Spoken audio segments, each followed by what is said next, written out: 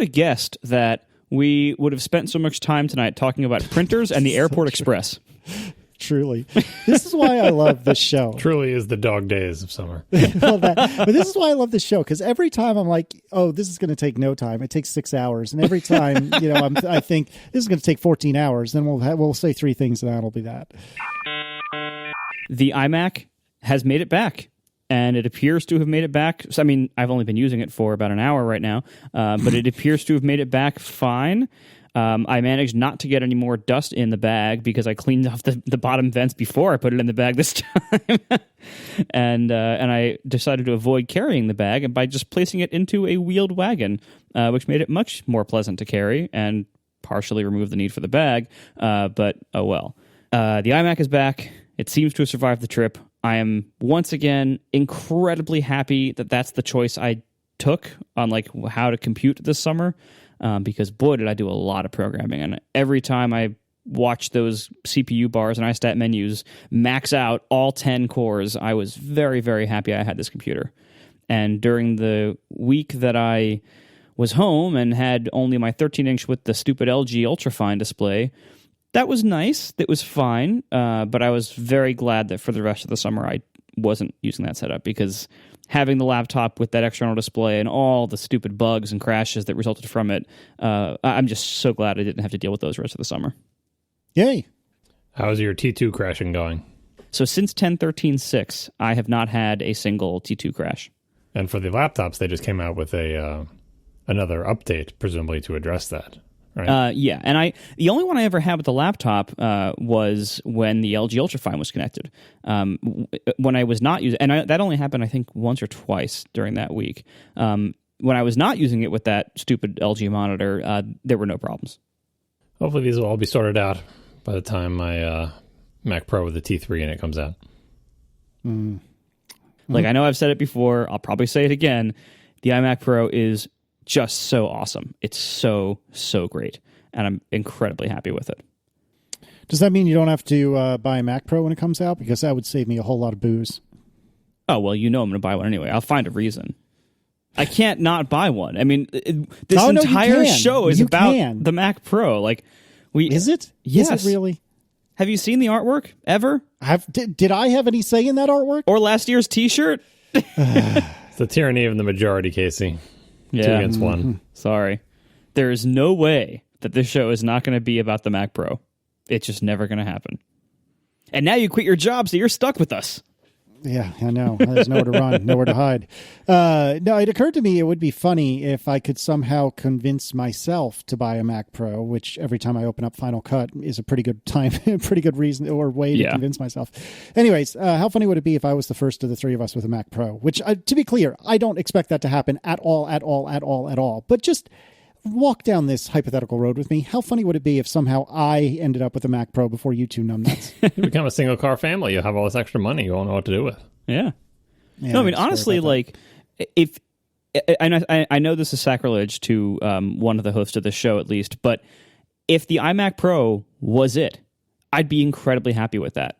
It's awesome. Like, the iMac Pro is a Mac Pro glued to a monitor. Like, that's what it is. And it happens to be the monitor I would want to use anyway. The only reason why I would really think to get one, and this is probably what's going to drive my choice, is what I did this summer. I was, on vacation for a couple of months, and I wanted a computer that I could take with me there that could be as powerful as my home desktop, and it made the most sense to have it be my home desktop. And that kind of sucked to bring it there and back. Honestly, it didn't suck that badly, but it was inconvenient and kind of a risk to bring this whole giant glass screen there and back. I would love to have the Mac Pro be a separate thing from the monitor. That way I could just keep a monitor there and keep a monitor here and just bring the little tower. Funnily enough, the trash can Mac Pro would have been perfect for this. but and I don't expect whatever the new Mac Pro is to be that small and portable, but it's probably still going to be small-ish and portable-ish compared to an iMac. So that might be a reason to look into one for me. That might be how I rationalize it. But ultimately, I'm incredibly happy with the iMac Pro. Right now, I don't need more performance. Like, the 10 cores are rarely maxed out for more than about 10 seconds. I don't do a lot of video transcoding like you do. Most of what I do is like short bursts of extreme power, things like what Xcode does when it's compiling or archiving or things like that. Like I've been doing a lot of that, but I don't make video. I don't edit video. 10 cores is plenty for the things I do that are very heavy duty. So I'm actually really happy with this, and I actually don't have a strong reason to get the Mac Pro right now. But you will. Is that one area of Mac Pro speculation that maybe we never actually touched on?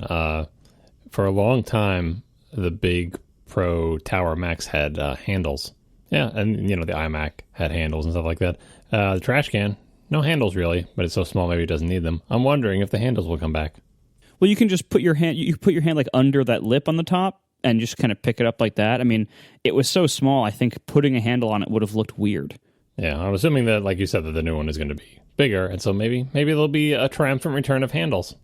That would be very pragmatic, but I don't like handles would be something that does not look nice, but is used for ergonomics. What are the chances of today's Apple doing something that makes it look worse but improves ergonomics? 0. No, that's not how they work, though. Handles are skeuomorphic, right? So they imitate the form of a thing that is no longer actually the thing.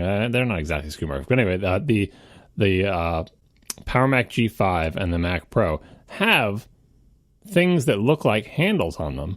But anyone who has ever carried or lifted those computers by those handles knows they are a cruel imitation of handles. They look like it, but they don't function like it. And arguably, they're like this device doesn't, not that it doesn't need handles, but it shouldn't really have them in that way because they cut into your hands. They're very sharp edged. If you can like plank your hands underneath them so they don't touch the edges, then I guess it's better than no handles. But that's not how you would naturally want to grab them. Whereas on the old Yosemite case, no, not the operating system, the other one, where they were out at an angle and they were rounded on the bottom, those actually didn't feel that bad. They still could dig in a little bit because the machines were heavy, but especially like on the Quicksilver where they were rounded, like it was rounded on both sides. It wasn't just like sharp edges on the bottom like the G3 and G4 was.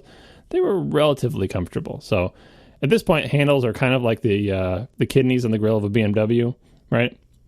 It's a thing, you have to have.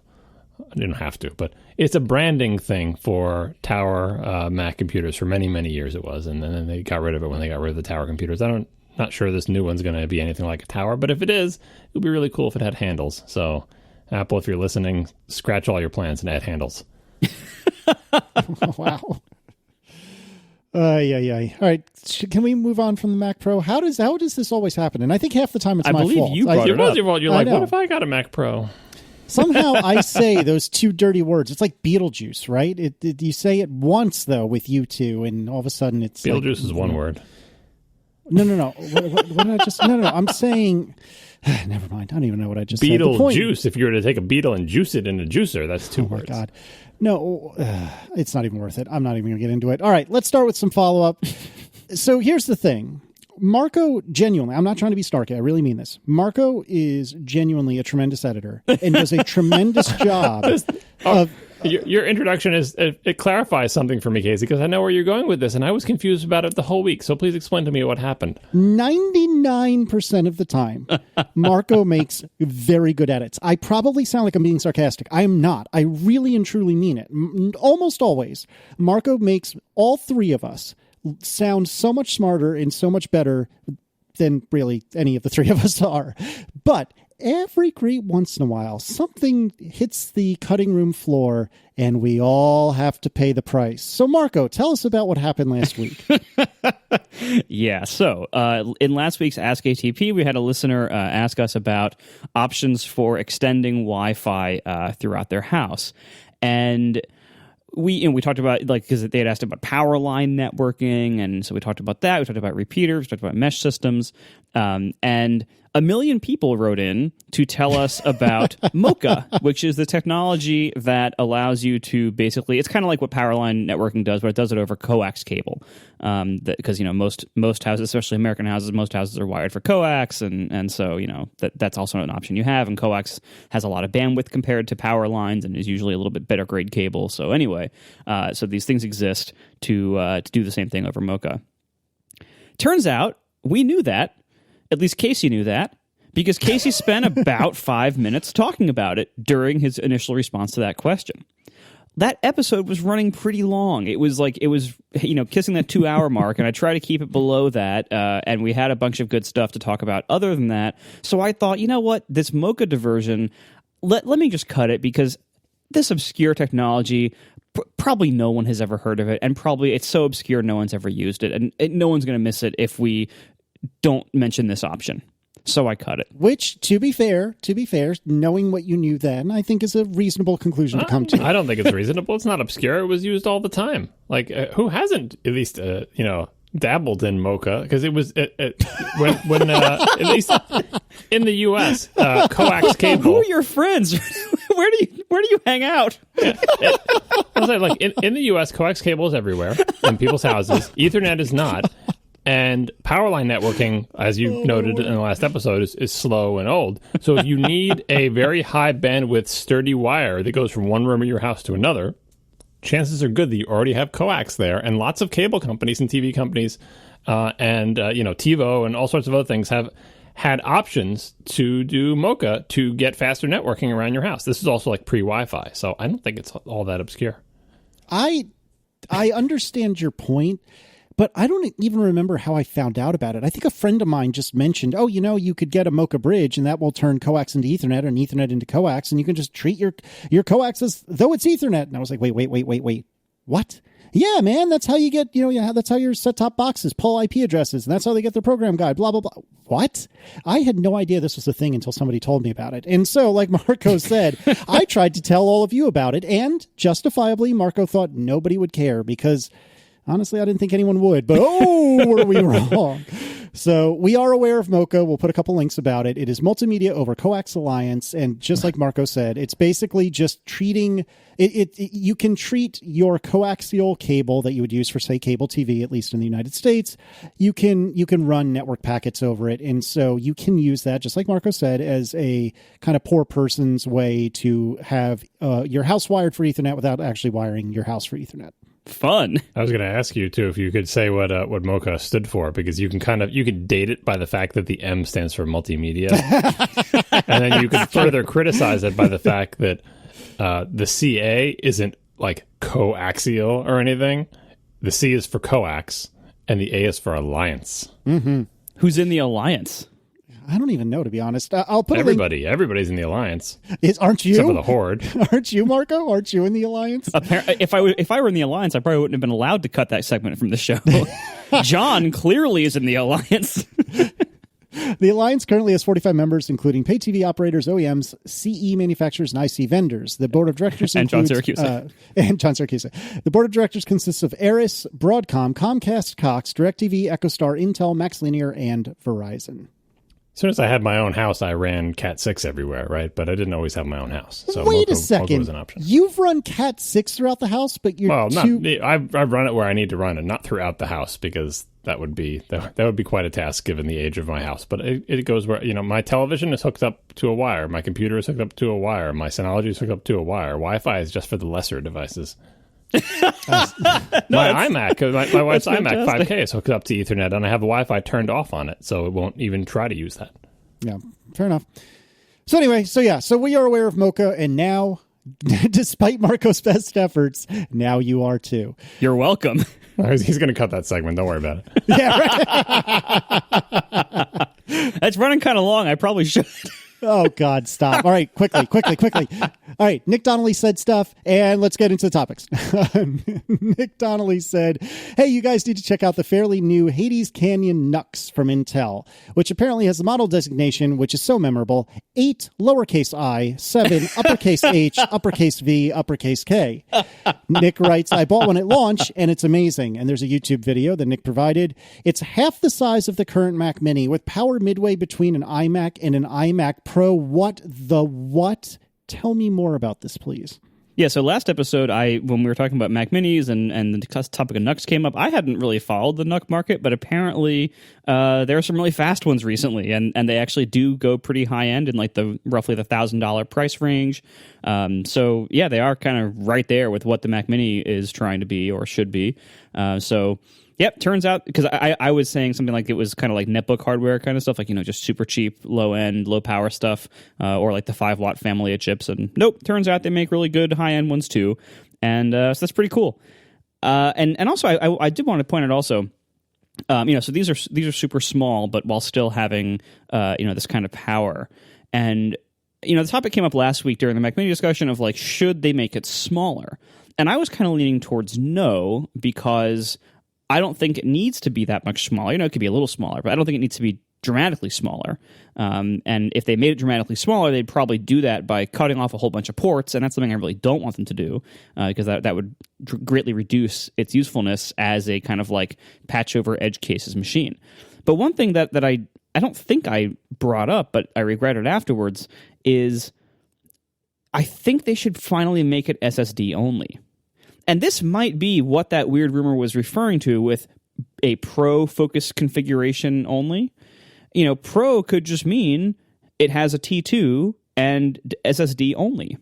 I was just assuming it would be SSD only. Like, right. I'm assuming every new Mac is going to be SSD only. I'm assuming, it'll be interesting to see what they did with the 5K iMac, but yeah, like for something this small, yeah, the hard drives are going away. Right, exactly, and this is an area where, like, in the 50 years since the last Mac Mini update happened, SSDs have gotten even cheaper, and even with Mac Mini, punitive upgrade pricing that they have on this product line, the pricing of the SSD upgrades till now has been pretty obscene. I know because I got one on mine when I ordered it. But today I think they could offer it reasonably, even with their ridiculous margins on this machine, for somewhat reasonable prices to have the base model be a 128 or a 256 SSD.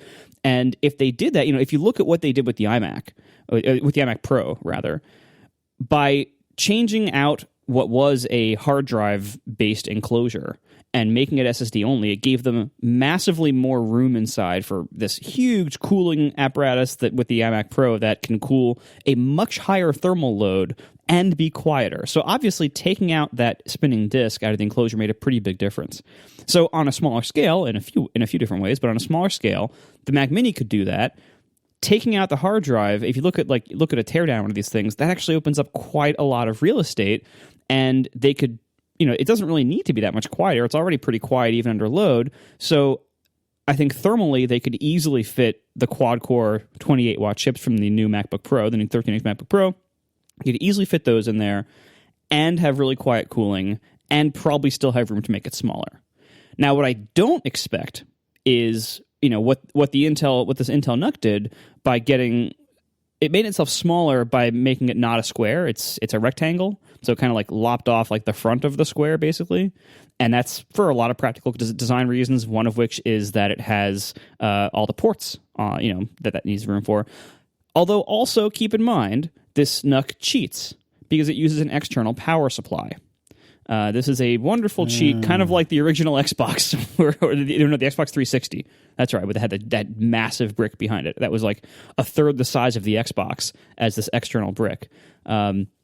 This NUC has that, where the power supply is this huge rectangle that sits outside of it. Mac Mini does, the nice thing and puts the power supply in the computer, such that you only need a nice thin power cable on the outside and not like this huge brick to sit somewhere behind your TV and collect dust. So I would expect the Mac Mini, if it's going to have these kind of components and this class of thermals and everything, it's probably not going to be able to get that much smaller. It probably can get a little smaller, and that's fine, but I would I would not expect a huge savings in size, but certainly some. Or they could, as you said last week, John, thoroughly ruin it and give it no ports and give it the MacBook Air class everything or the MacBook class everything. And I was saying have it a MacBook Pro class everything, but still just 2 USB-C Thunderbolt ports, and that's it. Like they would have the good. It would be like the MacBook Pros, great internals trapped in a case with no holes in it. Yeah, maybe. So for the size thing, I think they could make it this small. I mean, I'm inspired by the Apple TV pucks, which have always had internal power supplies and have always been very, very tiny. Right? It's another great thing about the Apple TV was we take that on vacation with us and stuff. That internal power supply in that tiny little thing. Nick sent a bunch of specs for this thing just so people can get an idea of what it is. One clever thing that it does is has an AMD RX Vega GPU on the same die as, I don't know if it's on the same die, but in the same package as maybe it is the same die, I don't know, as the i7 CPU. So it's got a decent GPU not made by Intel, so not Intel integrated graphics, shoved into the same package, possibly also the same die, I don't know, as the i7. It can drive 6 4K monitors at 60 hertz. It has 6 USB Type-A ports, 3 Thunderbolt 3 ports, 2 HDMI, 2 mini display port, SD card, 2 gigabit Ethernet ports, audio front and back, including Toslink. No Mac has that many ports, including the iMac Pro. Probably the Mac Pro also won't have that many ports. This thing is half the size of a Mac Mini, if you can recall. We put a link to Jason Snell's article where he was showing how he replaced his Mac Mini with a NUC. You can see how much smaller it actually is. Oh, and it uses vapor chamber cooling and has room for a big quiet fan in it and is apparently VR capable. So if I was just reading you the specs of the new Mac Pro and those were the specs about the ports, it would be like, wow, that amazing versatility and power. And this is a puck size thing. So it's kind of depressing for the Mac Mini, possibly also depressing for the Mac Pro. Apple, the gauntlet has been thrown by a stupid $1,000 NUC in terms of port versatility. We are sponsored this week by the Techmeme Ride Home podcast. Please search your podcast app now for Ride Home and subscribe to Techmeme Ride Home. So this is kind of like NPR's Marketplace, but for tech news. It's a daily news show about what's going on in our area of tech. If you like this show that you're listening to right now, you are almost certain to like almost every episode, if not every episode, of Techmeme Ride Home because they talk about the same kind of stuff. They're covering the news of the day from Techmeme, and this is based on news from techmeme.com. This site's been around forever. They've been kind of like a staple, really, of the Apple and related tech news community. They've been around for a long time, and they're really good at surfacing good news throughout the day. You can return there several times a day to find out what you've missed in tech. I've been using Techmeme for, years, since long before this show, since long before any of you had ever heard of me. I've been reading Techmeme, and it's always considered a really nice honor whenever one of my articles or something I tweeted gets mentioned or included anything there. And what they did with this podcast, with Techmeme Ride Home, is they took what Techmeme is good at and they distilled it into podcast form. So you get the same news headlines and context and conversation around what happened today in the world of tech, just in podcast form. It's a daily podcast. It posts Monday through Friday around 5 p.m. Eastern every afternoon, and it's only about 15 or 20 minutes long. So it's not a huge commitment. You can really get a dense version of the top news stories of the day. You get the top stories, you get the top posts about those stories, top tweets and conversations around those stories. All of this also is hosted by Brian McCullough, who's a really good podcast host. You might know him from the Internet History podcast, which is a 4-year-old podcast, been running that long, and it's been very successful, and people like Brian a lot. He's a good podcast host, so you will probably like him too. So check it out today. Search in your podcast app of choice. You know I'm a little bit biased. I hope it's my app, but even if it's not, search for Ride Home and find Techmeme Ride Home and subscribe now. Thank you so much to Techmeme Ride Home for sponsoring our show. Something has come back from the dead, like a phoenix rising out of the ashes. It turns out the Airport Express, kind of useful. More like a zombie, really. If you're going to choose coming back from the dead, Phoenix is triumphant. A zombie is like, I was dead and now I'm not dead, but kind of undead. Well, now I'm still dead, but improved. Yeah, but now I'm immune to the laws of thermodynamics. Something like zombies. That. Mm-hmm. So what happened over the last few days is that the Airport Express got a firmware update, much to everyone's surprise, that gives it AirPlay 2 and Home app support. Really? I don't even know what to say. So if you recall, the Airport Express is a little tiny Wi-Fi, well, tiny is probably aggressive, but a small Wi-Fi router that Apple used to sell about 44 years ago. And the second gen one, some of them can be turned into AirPlay 2 receivers, which is really, really surprising and cool. What is the home? The AirPlay receiver thing makes sense to me. Basically, if you have any device that can AirPlay and you go to pick your AirPlay, like you want to play audio from your phone onto your HomePod or any other AirPlay cable, now your Airport Express is also a thing. And the Airport Express, of course, doesn't have speakers in it. So what that means is you're going to AirPlay to the Airport Express, and on the Airport Express is, ta-da, a headphone jack that you can connect up to a set of speakers. And so also mini optical. Yeah. So you have a way to get sound out of this little thing. It's a way to wirelessly send sound to this little box, and then this little box is presumably connected to something that plays sound, like a set of speakers or a stereo system or, an iPod Hi-Fi or whatever, in the case of Jason Snell. But the home hub thing, what does that mean? I don't understand. I guess I don't have any. The only home Apple, what the hell is it called? HomeKit. The only HomeKit device I have is the HomePod, and it I think I launched the app once, and it doesn't resonate with me because I don't have any lights turned off. Does this mean you can connect a light to the? I don't know what it means, because the Airport Express already does Wi-Fi. So if you need to connect to one of your devices over Wi-Fi, there's no firmware update was needed for that. So do one of you know what this means?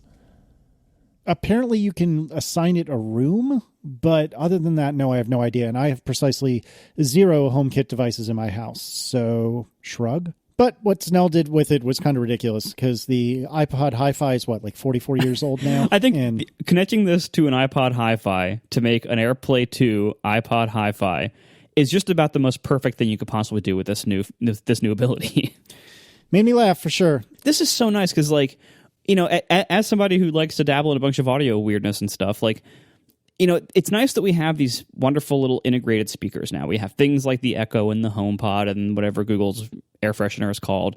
We have these things that if you want a little integrated experience where you hate speakers, you don't want to see them, you might also hate sound quality, and you want this little thing that is as small integrated as possible and has only one wire coming out of its butt, and you don't want to deal with anything else. That's great. We need options like that. But a lot of people also have different needs or different priorities or different wants, and they might want a line in or a line out or optical in or optical out to integrate with a system they already have, or some larger system, or some other capability that they want or need. And so often when you have these proprietary lockdown walled gardens of these media systems that we have these days with the Amazon stuff and the HomeKit and the AirPlay and stuff like that, and Sonos, so often you don't have many or any options for, let me connect this to something else, because they want you to buy their expensive hardware. And Sonos is the one of the biggest offenders in this area. If you want a Sonos line out device to connect to basically Sonos enable some other kind of speaker or device that can take an input, the only option they have for you, I think, is called the Sonos Connect. It's this $300, I think, little giant box that is about the size of 2 Mac Minis stacked on top of each other. And that's you have to spend $300 to have that ability with Sonos, and that sucks, Or I think one of their big speakers, I think the 5 series might have a line-in jack on it, but of course the small ones don't, and it's just a pain. And so to have an option like this for AirPlay 2 really opens up the doors, even though this is a pretty obscure thing. Even though I think even when this Airport Express was new, when it was sold, I don't think they sold very many of them. And certainly, even if this software update makes you want to buy one, too bad you can't. I mean, maybe you can go to eBay, but Apple doesn't sell these new anymore. But still, to have any more options for participating in the AirPlay 2 ecosystem is just really nice. And what we're seeing basically, from the early part of this year when the HomePod launched and AirPlay 2 was delayed and delayed and delayed, it didn't look good for AirPlay 2. It looked like it was just never going to happen, or it was going to become even later and come out really slowly and come out in a really buggy, bad state, and maybe only ever be on the HomePod and nothing else. And what we're seeing instead is AirPlay 2, yes, it was pretty embarrassingly late, But now that it's here, it does tend to work pretty well, and it's spreading really quickly. Like, the aforementioned Sonos, they have AirPlay 2 support on a lot of their speaker models that I don't own. And it's coming to none of the ones I own, apparently. But that sucks for me, I guess. But that's AirPlay 2 integration with them. There's AirPlay 2 integration, of course, with the HomePod when it launched. The AirPlay 2 integration into iOS and into Control Center and the Music app is really good and really useful, to the point where I actually like it way better than listening to either the horrendous Sonos app ecosystem or the pretty clunky and horrible Amazon Echo app and service for music management. It's AirPlay 2. I got to give it credit. It looked like it had a really bad start, but once it got out the gate, it has been spreading like crazy, and I'm really happy to see that. Speaking of bringing things back from the dead, I have pulled an item from the way down in the bottom of the document from 4 months ago. A topic entitled "The End of Airport," in which I wanted to talk about Apple deciding that it's not going to sell Wi-Fi things anymore. And looking at the little picture of the Airport Express, Jason put a picture of it on 6colors.com. Looking at that little white box, looks like basically a little white-colored Apple TV with 2 Ethernet ports in the back, a USB-A port, and then the audio jack and internal power supply with a little cable plugged into it. Makes me once again sad that Apple has decided to narrow its business to quite the degree it has, because I'm a person who used to buy Apple Wi-Fi things because they were more expensive and they usually weren't the best you could buy. Like, you get better performance out of non-Apple things, but they had good integration with Apple's technologies of the day, whether that's like printer sharing or Bonjour or whatever. Their software for the Mac to deal with them was nicer than going to some ugly web interface or whatever. They were very reliable for me. And it was just another decision that I didn't have to make, that I could just buy Apple Wi-Fi and use it in my house until the Wi-Fi standards got so old that I had to replace it. And I would go for years and years with it. That's why I didn't want to, when I got rid of my old one, I didn't want to have to buy a third-party thing. I, got a bunch of used ones on eBay, and then Marco sent me his old one. I'm still using the one Marco sent me, even though it's ridiculous. And we talked about it before with USB hubs and stuff. Apple has never really made those, but it's making me kind of sad that Apple just wants to sell you the things with the highest margin that sell on the highest number, and is less interested in providing these sort of overall Apple experience. Like, they don't even want your money. Like, I don't care how much money you give us, it's not worth our time to upgrade the airports to be like mesh network things. Like, Apple could have made Eero, right? Eero is a very Apple-like product. Apple didn't make Eero. Apple instead let its airport line languish until they were completely obsolete and ridiculous, and then just canned the whole business.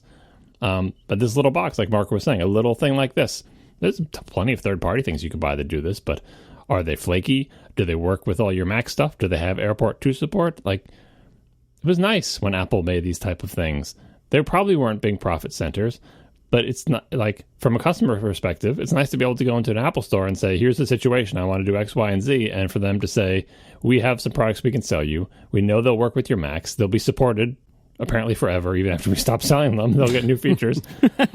And they're generally reliable and sturdy and have warranties and look nice with all, like, the reason you buy Apple stuff. It's part of it's a smaller version of why I was so upset about Apple not making monitors anymore, because obviously a monitor is way more important than USB hubs or dongles or printers, for that matter. You two don't remember when Apple made printers, but they did, to varying degrees of success. I think Airport, we were, I feel like 4. Yeah, well, see, Apple made great printers in the beginning, then they made terrible printers, then they didn't make printers. So most people aren't sad about Apple not making printers anymore because they just remember Apple making the terrible printers, but they did make great printers at one time. And I'm not saying Apple needs to get back into the printer business, and that Apple sold scanners, they had CD-ROM drives, like Apple sold external hard drives, like they sold everything, right? It makes sense to narrow, but I guess they're expanding it again. Oh, now Apple sells a cylinder that you can talk to, right? But the Wi-Fi stuff just seems, and not that, I love the Eero stuff, but like Eero doesn't sell anything like this Airport Express, and Eero doesn't sell anything like a little, the equivalent of a Sonos dongle type thing, or like Apple could sell a dedicated HomeKit hub for less money than an Apple TV, or for people who didn't want an Apple TV, or people who didn't want to have I don't know. I really miss Airport. I really miss the whole product line and everything about it. And I'm going to be sad when my awkward skyscraper thing that Marco gave me finally dies and I have to buy some non-Apple Wi-Fi thing. And by the way, I'm using Eero for the Wi-Fi. I'm just using the Apple thing as a router. I have the Wi-Fi turned off on it. Why? Because all my settings are in there for all my configuration, and it's nice to use the Airport Utility app to manage it, even though I'm not even using the Wi-Fi in it. That's how dedicated I am to the Airport product line. So, yeah, I just wanted to pull this. This is from April of this year, 4 months ago, that they killed that business, and no one seemed to care except for maybe me. No, I don't remember when it was, but at some point I started using, I think it was one, and then for a while, 2 Airport Expresses. And I'm talking the original Airport Expresses that looked like a slightly elongated power adapter for a laptop, which is the one that's pictured in the TechCrunch article. I used that as my only in-home Wi-Fi for a while. And I believe I was still using the Verizon router, but that was that 1 or 2 Airport Express or Expresses. Those were my WAPs, my Wi-Fi access points for the longest time. Then eventually I got an Airport Extreme, one of the ones that looks like a Mac Mini. So again, pretty old. And I used that for a really long time. In fact, I think I used that until eventually we got sent some Eero stuff for free since they were sponsoring the show. And I think that's when I finally replaced it because I just didn't have a need otherwise. And I remember for the longest time, I had, what was it, Linksys? Is that right? Linksys routers, and through like college and through the beginnings of being in the house, and they were always flaky. I remember, the cool kid thing to do would be to run like DDWRT or what was it, like Tomato or something like that. This is stuff, John, you never bothered with, but I know about all this stuff. You're right, I didn't bother with it, but I certainly knew about it. This is part of what made me so happy to have an Airport. I'd never wanted to mess with the firmware on my Wi-Fi router, and I wanted it to be an appliance, and it was. I plugged it in, I set it up, I never thought about it again. Yeah, what was it, like the WRT54G or something like that? That's been drilled into my head because that was the one that would work, that you could like flash and you do traffic shaping. Yeah, I mean, you could do all sorts of real cool stuff with this Linksys router. You really could, but it was fiddly as crap. It was, it was basically the Linux equivalent of a router, if you will. Everything was fiddly. None of it works for more than 10 minutes at a time. It was rough. And so eventually I saw the light and I used Airports and I loved it. And now I use Eeros and, I love that too. I mean, I think ultimately, like, it is sad that Apple exited that market because they were so good for so long. But even when they were in it and even when they were current, it was still like they were never, first of all, they were never, of course, price competitive, not even close. And that's, that's to be expected really from Apple stuff, especially from accessories. But they were also never competitive on power user features. They were originally, but then not later, competitive on things like range and even throughput.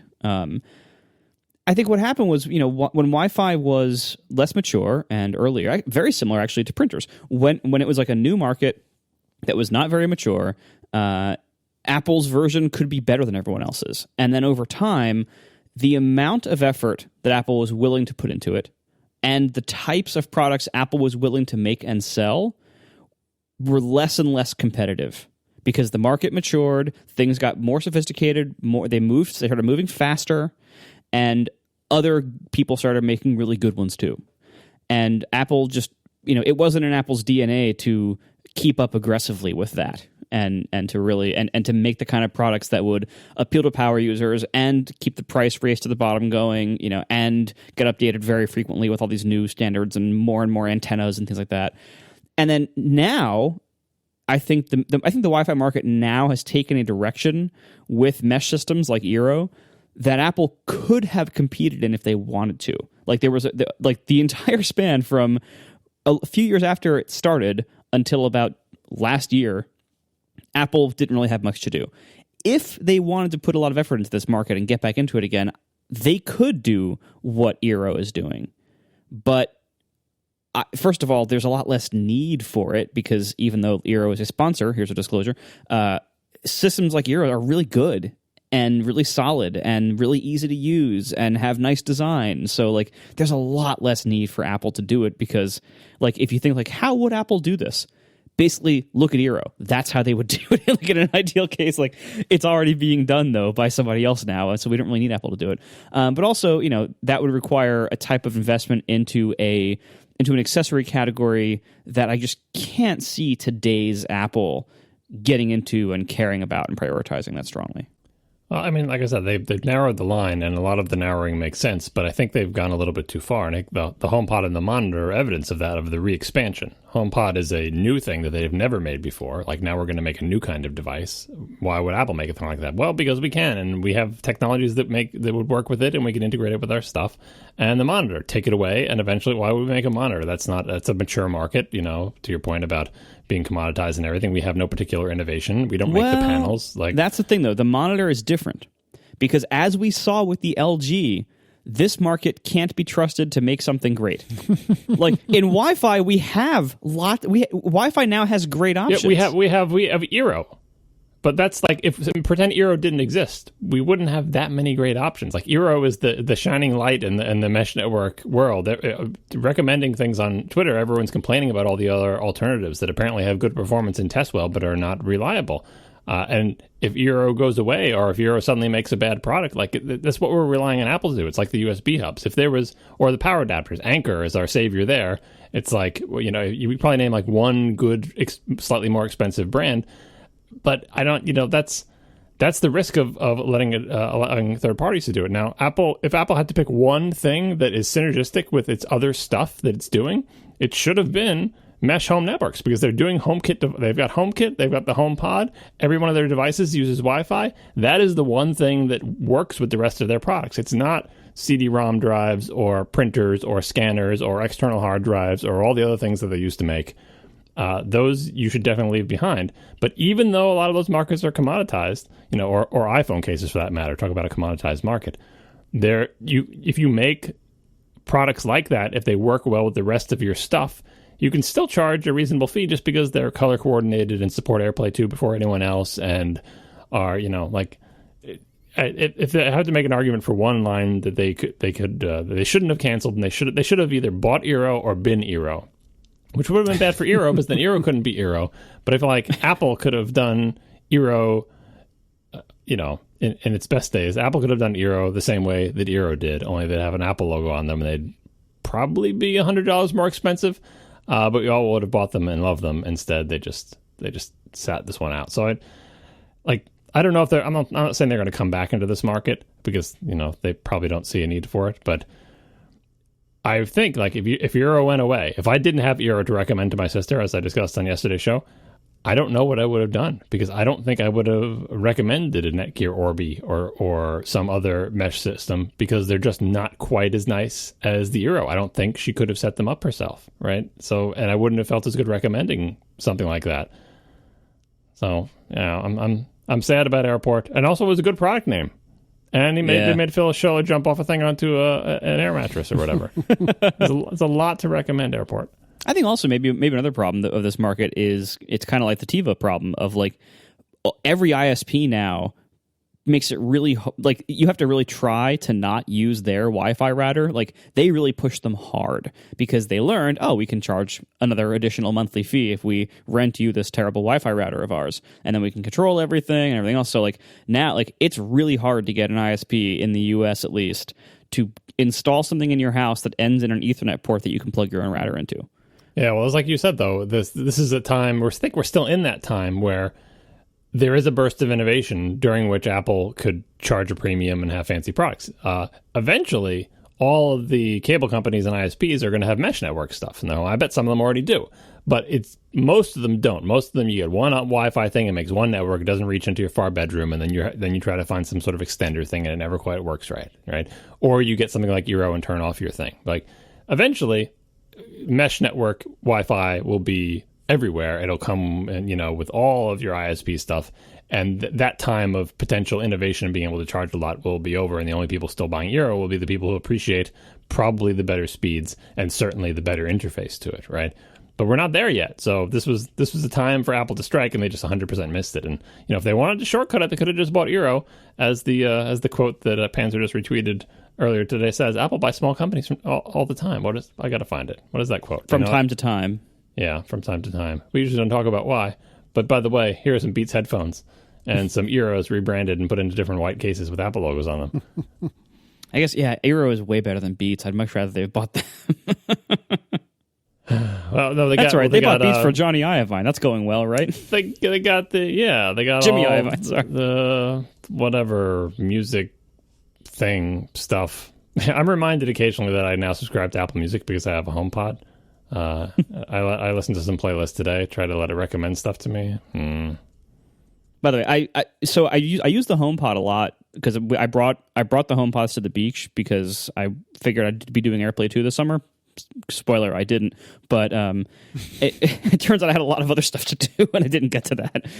But I did end up using the HomePod a lot for music, and my opinion of the HomePod remains kind of lukewarm to positive. Like, I still really like the way it sounds, and I love the integration with my music collection.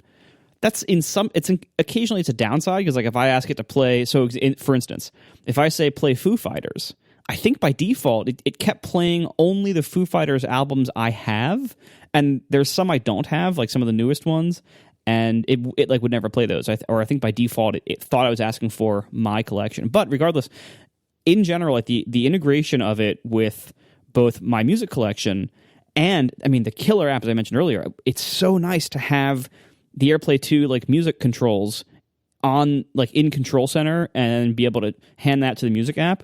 Because then, like, what you do is, like, so if you have an AirPlay 2 session going on something, it'll show up if you go to Control Center on the phone, you scroll down, and it's like a separate little blob for each AirPlay 2 group that you have going. And if you tap on that, it opens it in the music app.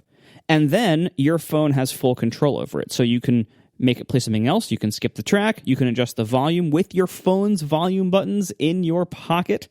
It's so nice, like, to have that integration with iOS. Even though Siri is still annoying, I think I'm liking the HomePod more over time because that integration with iOS and iTunes is just so much better. That's surprising. We are sponsored this week by Gray Langur and their Kingdom of the Clouds tour. This is a new sponsor for us. It's a pretty interesting one. So what this is, the Kingdom of the Clouds tour is a once-in-a-lifetime, all-inclusive 2-week exploration of one of the world's least accessible yet astonishingly forward-thinking countries. It's Bhutan. Bhutan is the only place where gross national happiness is a more important factor than gross national product, and tourism is actually regulated there with great care to preserve this. So this October 16th, 2018, Gray Langur Tours will return to the fascinating Himalayan kingdom of Bhutan for the 3rd annual Royal Highlander Festival. Last year's tour was a smashing success. Guests even got to meet the king of Bhutan. This is pretty awesome. So Gray Langur was founded by Gabriel Kubbage, former CEO of AdBlock, who founded the company out of a sincere love for Bhutan and the desire to share that with others. So availability is very limited. There's only a few slots left. This once-in-a-lifetime adventure will include 2 weeks of everything Bhutan has to offer, from 5-star lodging in Bhutan's capital city to trekking in the northernmost reaches of the kingdom, where they will spend their nights as personal guests of the Laya villagers in their homes. So if you're into really cool travel, this sounds like something worth checking out. So to see for yourself, visit graylangur.com. It's named after the monkey, GRAYLANGUR.com. And look for the Kingdom of the Clouds tour. This happens this October 16th through 29th. Thank you so much to Gray Langur for sponsoring our show. Do we want to get into the new iPhone stuff? That's going to take 14 hours.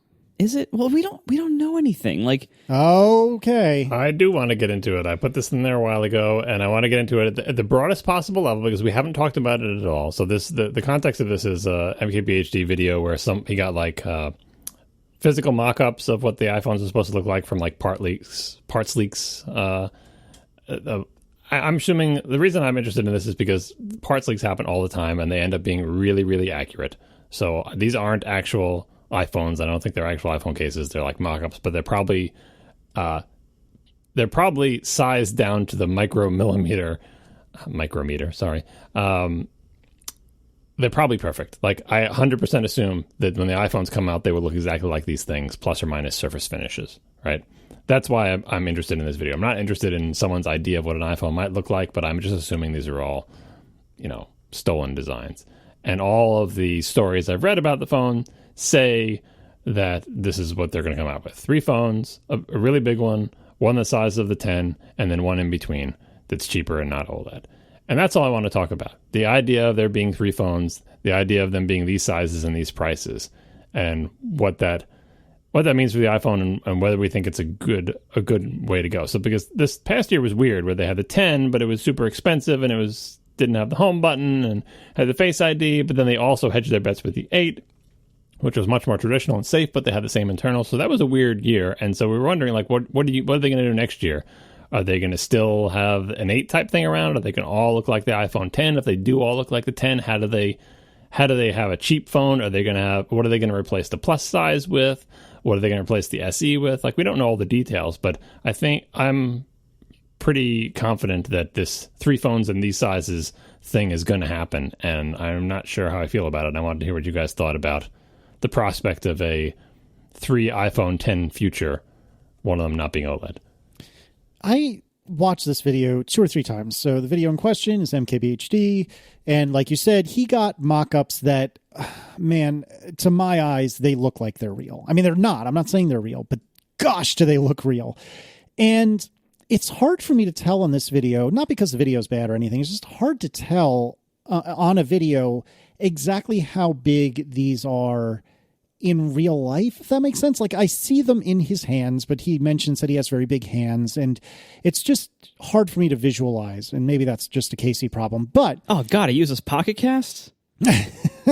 Well, he needs it to be on Android too, so marketing, you gotta get in on that. Yeah, just do some product placement. Sure. Here's the thing. I, over the last couple of weeks, have noticed that I think the iPhone 10 is too big for me.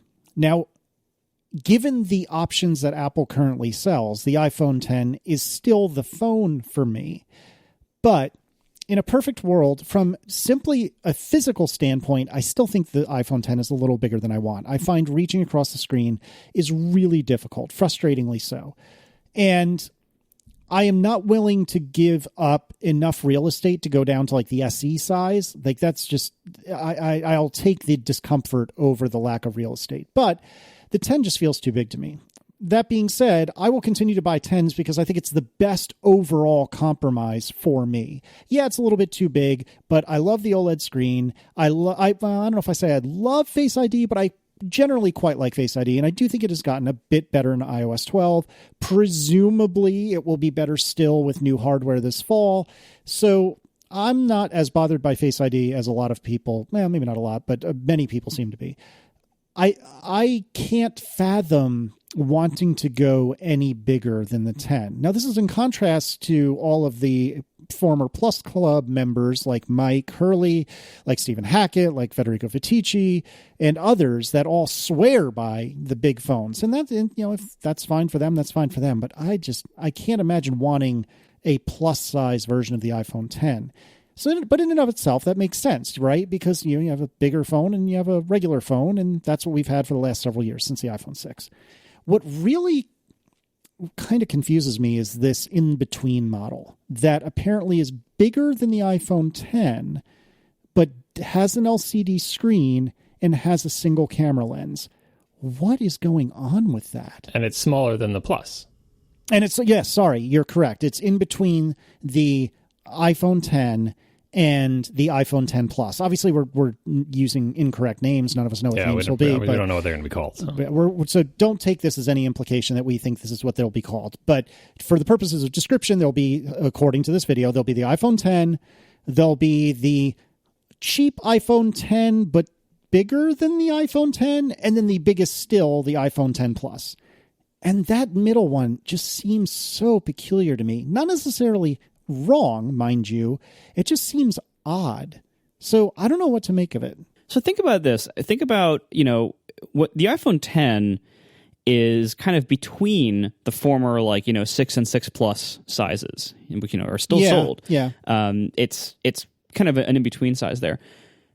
The plus size phone has been very successful, and it would not surprise me if the Plus phone, like the current generation, so the 8 Plus, it would not surprise me if the 8 Plus outsells the 8. I don't think Apple's ever said that, although I think they kind of alluded to it in certain data things they've noted. But it would not surprise me at all if the 8 Plus outsells the 8. I think the fact is, like, people really like that plus size. A lot of the people who were holding on to the previous 876 size moved on to the 10. People for whom that was too big are either tolerating it or using the SE. I don't think it's worth keeping around the 678 size as long as the SE is there, because people who want super small phones to hold, they use that one. The 678 size is like big-ish, but pretty small by modern standards actually.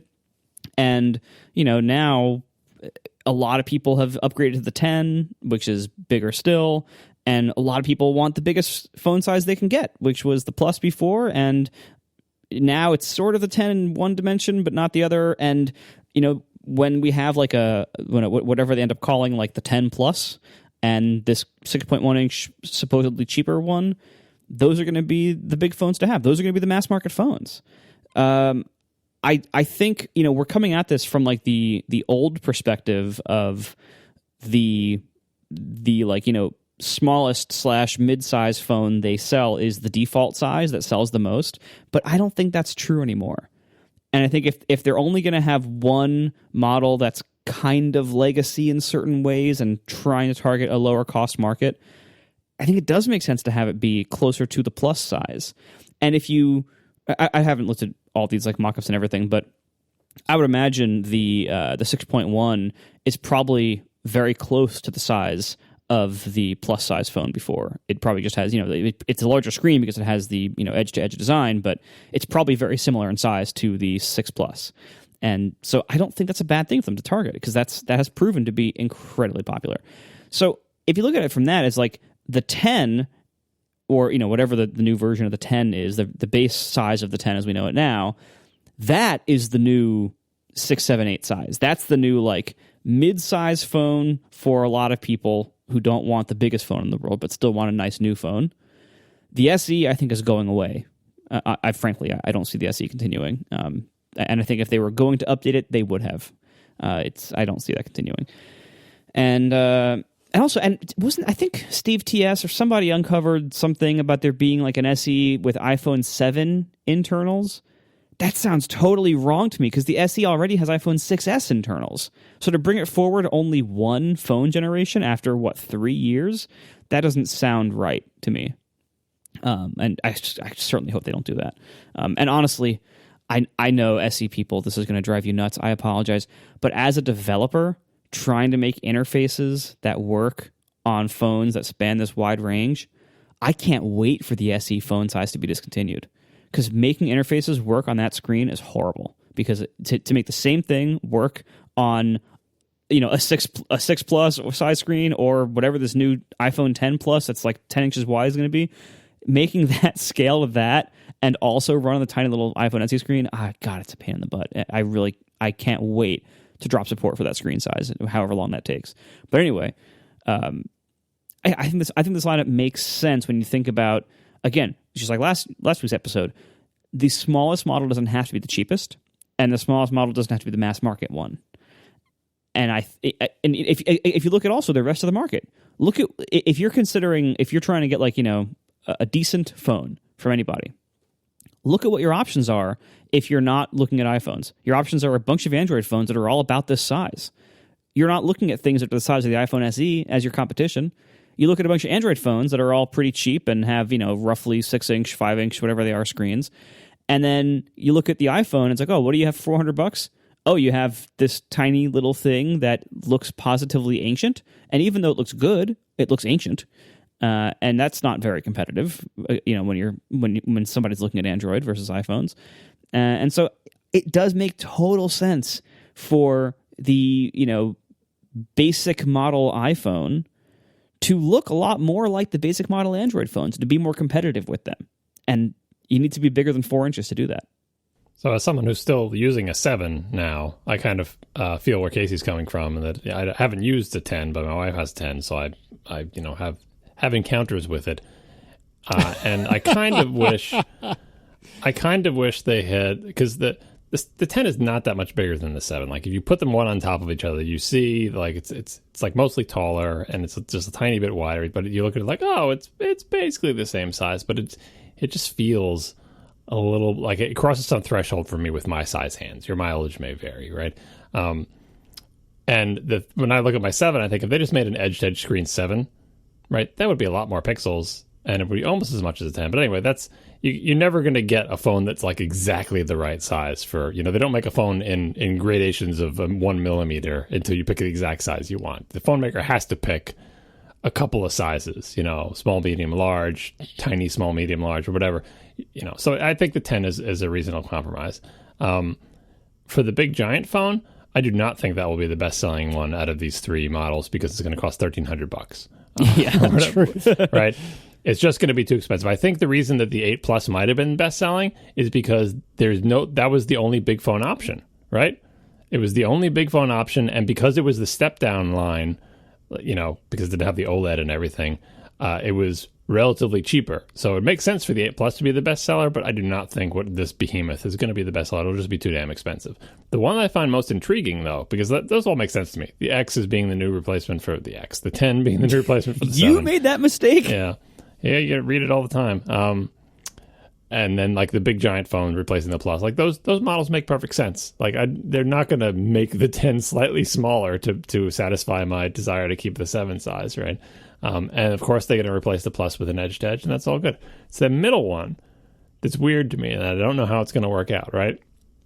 The middle one is a size that really hasn't ever existed before. They've just had the small, big, and the tiny. Now they're going to have tiny with the SE, which may be going away. Regular size, which is like the 10. Big, which is like the phone that people want big phones. And then this in-between size. And I think, to Marco's point, the in-between size of this middle phone here is the size that is the most like generic Android phone you see around, right? Because the generic Android phones aren't giant, but most generic Android phones I've seen are also not as small as the 10. They're the size of this middle phone. And this will be cheaper. It's got a single camera instead of dual. It's got LCD instead. But if you look at it in someone's hand, we're back to the world where all the iPhones look like iPhones, and only if you know and care do you know which one is like the fancy, If you had a 6 or a 7, no one can tell unless you really know what to look for. And now if you have any of these models, they all have notches. They all have the little, they all have the edge-to-edge screen. They all have Face ID. They all look kind of the same. So I don't know what this middle phone is going to do. Is this going to be the runaway bestseller just because people don't want to, like, why would they pay extra for the one that's slightly too small and the one that's slightly too big? This is the perfect size. It's just right. It's in the middle, and it's cheaper. Yeah, the camera's not as good, but it's still a good camera. Or will people look at that and say, oh, just so you know, the new iPhones are out. The one in the middle is the bad one. The other 2 are the real ones, the real iPhone whatevers, right? No, just buy them, right? Because there is that thing, Apple's customer base has changed a lot, but part of it, like the history of the iPhone 10 is that Apple's customers usually want the best one if they can figure out which one that is, and they'll pay for the more expensive model. The iPhone 10 has consistently been a good seller. Like in the beginning, it was like, oh, they're not selling enough of them, and now it's like it's been a strong seller through its entire life because it was so clearly the best iPhone. There were no other options that were in contention for the best iPhone. Even if you liked a bigger phone, there's no one who's getting an 8 Plus and thinking they got the best iPhone because the 10 is sitting right there with its OLED screen and its edge to edge and it's reading your face and no one is confused. But all those advantages go out the window. So now I'm staring at these phones. Which one is the best iPhone? Not the one in the middle. We know that because it's got the one camera and the LCD screen. Is the big one the best because it's the most expensive? Is the small one the best because it's the same speed as the big one, but it doesn't, take up your entire jeans pants pocket? I don't know. We're back to the 7 and 7 Plus and 6 and 6 Plus world where it's hard to tell. And then the middle one, I just feel like it's a wild card. So I guess it really depends on pricing. If that middle one is just slightly cheaper, then I think everything will work out. If the middle one is a lot cheaper, I think that we're going to have some troubles. And in particular, it's going to be troubles for the 10-sized one because the people who want the giant phone and the super expensive one will get it. The people who want a 10 size phone but don't want to pay as much, like, I mean, Casey, I don't think you could stomach that middle phone because you're like size sensitive like I am, where you already think the 10 is a little bit too big. But other people, if they look at the 10 and that, they might think, oh, this one's cheaper and the screen is slightly bigger. Yeah, I'll get that one.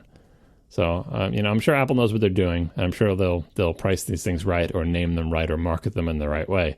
But I find this lineup of phones to be the most interesting thing they've done. Like, even more interesting than last year, leaving the 8 and 8 Plus, because that was explicable, because they had this one new special weird phone, the 10, right? Now, instead of evening out the whole line and just doing what we'd expect them, you got a big one and a small one, and they both look like 10s. They got the middle phone, and the middle phone I find fascinating. Or this could all be BS, and the rumors are wrong. I mean, ultimately, I think it makes a lot of sense. And look, I'm with you guys on my own personal sizing preferences here. Like, the 10 is... Like, I got used to it pretty quickly, but it is a little bit big for me. I'm fine with it. You know, if there were like a I don't know, 10 SE that were like a similar size as the iPhone 7, but edge to edge, so that like it was like, a smaller version of this, I wouldn't and keep switch the same down. resolution too. Right. I wouldn't switch down to it because I like the 10, even though it feels big to me, I like it overall, but I don't want it to be any bigger. And like when I look at this MKBHD video, first of all, he must have massive hands. Like when I compare, like he's holding these side by side, and I compare how the current 10 looks in his hand to how it looks in my hand, like, and then when you see the mock-up of the new 10 Plus, whatever it's going to be called, my God, it looks massive compared to the current 10. Mm-hmm. Like, I mean, look, who knows what other capabilities that phone will have. Like they mentioned, I believe it was on Upgrade this week, like when we had like before the 10, when we just had like phone and phone plus with 6, 7, and 8, the plus versions always had something better than the basic than like the regular 6, 7, 8 versions. Besides just the screen size, there was always some other kind of advantage. So originally, like the Pluses had higher resolution screens, like they had more pixel density with that weird like 1080p kind of screen with the way it rendered. Like, so it was like a slightly sharper screen in addition to it being larger, and also they had better cameras in all of them. And didn't they have faster CPUs at some point too? No, like higher clock speed. No, I don't think so. But although I think the 6 Plus is actually kind of a bad deal because the 6 Plus had pretty bad GPU RAM. Couldn't handle the big screen. Yeah, right? Yeah. I think RAM, like, it had the same amount of RAM as the smaller phone, but it needed more to fit all the bigger pixel buffers because it was like kind of rendering a 3x kind of thing. So yeah, that's the thing about the Plus phones. They've always been like, the non-native res has bothered me on a idealistic level, but obviously in practice it's fine, right? The performance you mentioned of being slow, that's a real world thing. Like I always felt like that line needed to come out of its weird place, and this, as far as I can tell, this is not going to have the non-native res, and presumably they've sorted out all of the performance issues. So this may be finally the first, I'm not going to say non-compromised Plus phone, because to your point, very often they also have something about them that is better, like the cameras. But I think this will have the same cameras as the 10 size one. I think it will have a native res screen. I think it will have enough RAM and CPU to handle it. And I don't know what you were going for, but you're going to say, like, what will it have to recommend? What could they put in the Plus to make it better? Yeah, because like, I mean, again, you could reuse one of the previous things they've done, which is a slightly better camera in some ways. So like, previously the Plus phones, they would either have like a camera that was stabilized where the other one wasn't stabilized, or they would have a better camera entirely, or they would have a second camera, like in the 7 series it had a second camera. We're doing 5 cameras. Right. So what might this be? If it's going to be, is it just going to be like the 10? The 10S, whatever it's called, is it going to be like the 10S but with a bigger screen and this weird like split view mode, which is basically what the Plus phones had before, which sucked. It was horrible. Like, where like you'd rotate the phone and then you'd have a mini iPad split view mode where you'd have a tiny little column of your emails or chat messages or chat recipients on the left side, and an also uselessly tiny right side detail view, so like to simulate the split view on an iPad, and then as developers you'd have to disable that because it would break everything and it was horrible. So they're going to bring that back, it sounds like, from this rumor. That I consider a negative, not a feature. But as somebody who briefly used a Plus phone, that bugged the crap out of me. But anyway, I think they're going to do something. Like, I don't know whether it will be better camera stuff in some way, whether it will be maybe pencil support, which we can talk about if you want. But like, if it's I bet they're going to do something. They're not going to just have it be the same phone as the the 10S. But it's catching. Sorry, yeah, like it's not going to be the same phone as the 10S, but bigger screen. There's gonna be something else about it because Apple wants to push people who want the best of the best to get the more expensive model. Even if you are totally happy with the 10 size, they want people like me and our podcaster friends who want the best model. They want us buying the most expensive one in the lineup, and they're really good at finding ways to make that happen. If I could go back in time 4 years or whenever this phone was being designed and tell them, here's how you do that. Here's how you put stuff in it to make it. Well, first of all, I would make sure that they're not doing compromised res and everything. And so it's an even playing field there. Now, here's the extra thing you add to make this more valuable. I wouldn't actually recommend pencil support just because I don't think the world is ready for that. But no, look at the Samsung Note series. Oh, I know. It's very successful and it has some really good ideas. I know. I meant the Apple world. Yeah, we'll see. What I would recommend... I will say, like, the current Apple Pencil, no, that would be ridiculous because the current Apple Pencil... you plug it into the lightning port to charge it. Yeah, first of all, yeah, that is a whole thing. It becomes a thing to fend off muggers. Right, and also, like, the current Apple Pencil, it doesn't even fit in a pocket. It's so big. Yeah, but no, the thing I would recommend that they add is a better front-facing camera. That's interesting. People use front-facing cameras a lot. Like, selfies are a thing. Instagram is a thing. The front-facing camera has been improving, but always the back-facing one is better.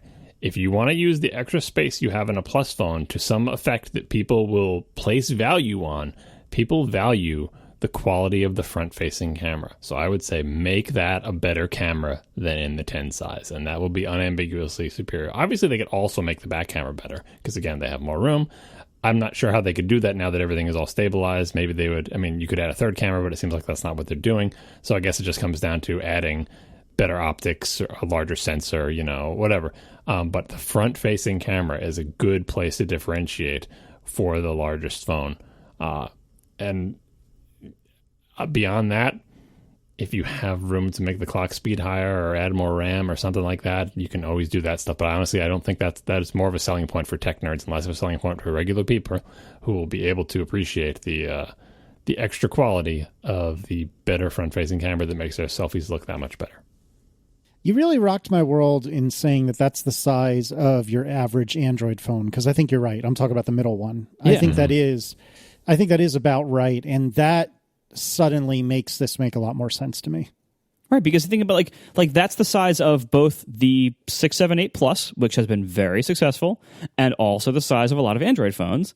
So that's, if you think about what Apple needs from the market, like they need to do two things with the iPhone market. They need to try to grow, even though it seems fairly saturated, try to grow their market share.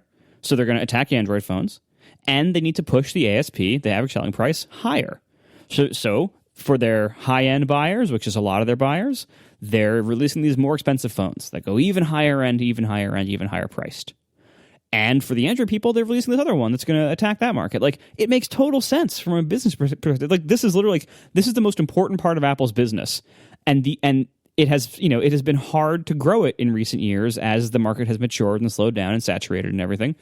This is what they have to do: drive the average price up and somehow increase their market share. And that's really hard to do. So, of course, they're going to put, first of all, a lot of time and thought into it. And second of all, they're going to try their damnedest to actually make big differences there. So here's the question. I'm staring at these phones and making me think about. We've been assuming, obviously, that the middle one will be cheaper because it's LCD. It's got one camera. You can see the cheapness right there. You just look at it and you can tell we saved money, right? The question is, Does it use the same family of system on a chip as the 10 size and the Plus size? Or does it use an earlier generation?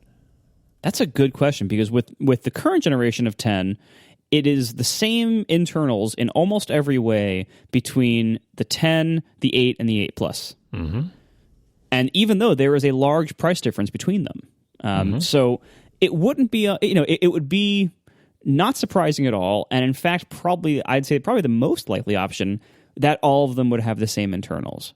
But the purpose of the 8 and 8 Plus were not to be cheap. The purpose of the 8 and 8 Plus were to continue the traditional iPhone line during this period of transition and offer something at the same price it always was. Actually, a little bit more, but it was like $30 more or something. It was price anchoring for the 10. Yeah, right. And so it wouldn't be unheard of, now that the market has shown that they will accept a $1,200 phone or whatever it is, like, it wouldn't be unheard of for Apple to say, all right, well, it's no longer necessary for us to maintain that old price point. We can move up with that. And then maybe this other one kind of comes somewhere between the iPhone SE and the iPhone 8 pricing, somewhere between like $400 and $800. But at the same time, like, this is all based on like rumors and leaks and stuff like that. Rumors and leaks are usually horrendously horrible at predicting pricing and marketing. Like, they're terrible. Even Mark Gurman and his great sources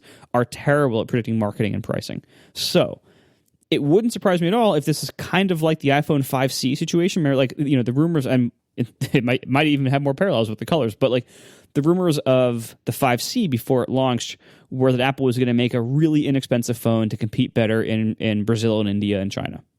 But what ended up happening was they released a phone that was cheaper than their like main flagship model by, I think, $100. And it didn't make it as cheap as the rumors and analysts and everything wanted it to be. It just made it, the cheapest of the new line.